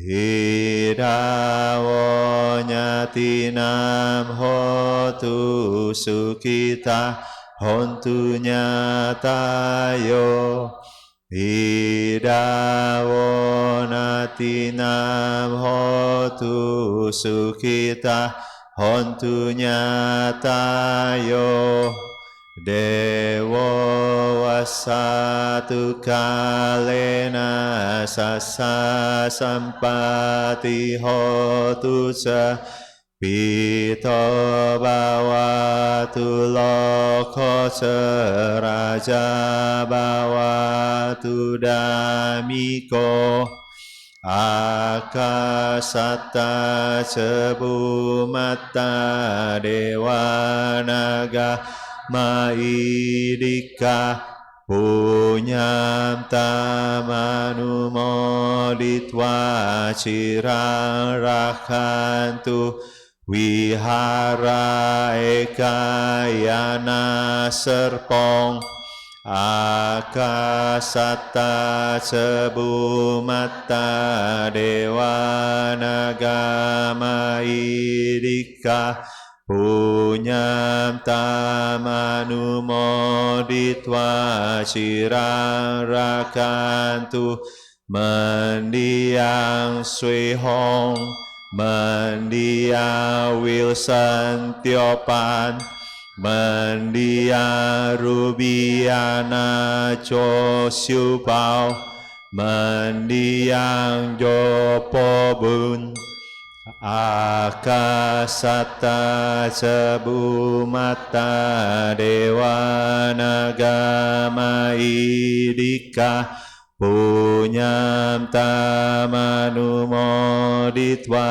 cirang rakantu sasanam akasata sebumata dewanagama idika Punyam tamanumoditva cirang rakantu desanam akasata sebumata dewanagama idika Punyam tamanumoditva cirang rakantu no guru akasata sebumata dewanagama idika Punyam tamanumoditva cirang rakantu mamparamti sadu sadu sadu. Umat berlutut dan bersikap anjali. Nama Karagata. Syair penghormatan. Bagawa yang maha suci telah mencapai penerangan sempurna. Dharma telah dibabarkan dengan sempurna oleh Bagawa. Sangga siswa Bagawa berperilaku baik di hadapan Buddha, Dharma, dan Sanghang. Aku bersujud. Arahang sama sambuddho bhagawa Buddha bhagawanta abiwademi. Namo Buddhaya. Swakato bhagavata dhammo dhammang namasami. Namo Dhammaya. Supatipano bhagavato sawaka sanggo sangha namami. Namo Sangha.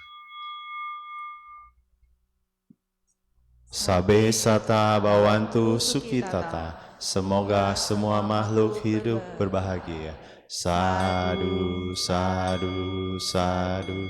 Puja bakti selesai. Namo Sang Hyang Adi Budaya. Namo Buddhaya. Namo Buddhaya.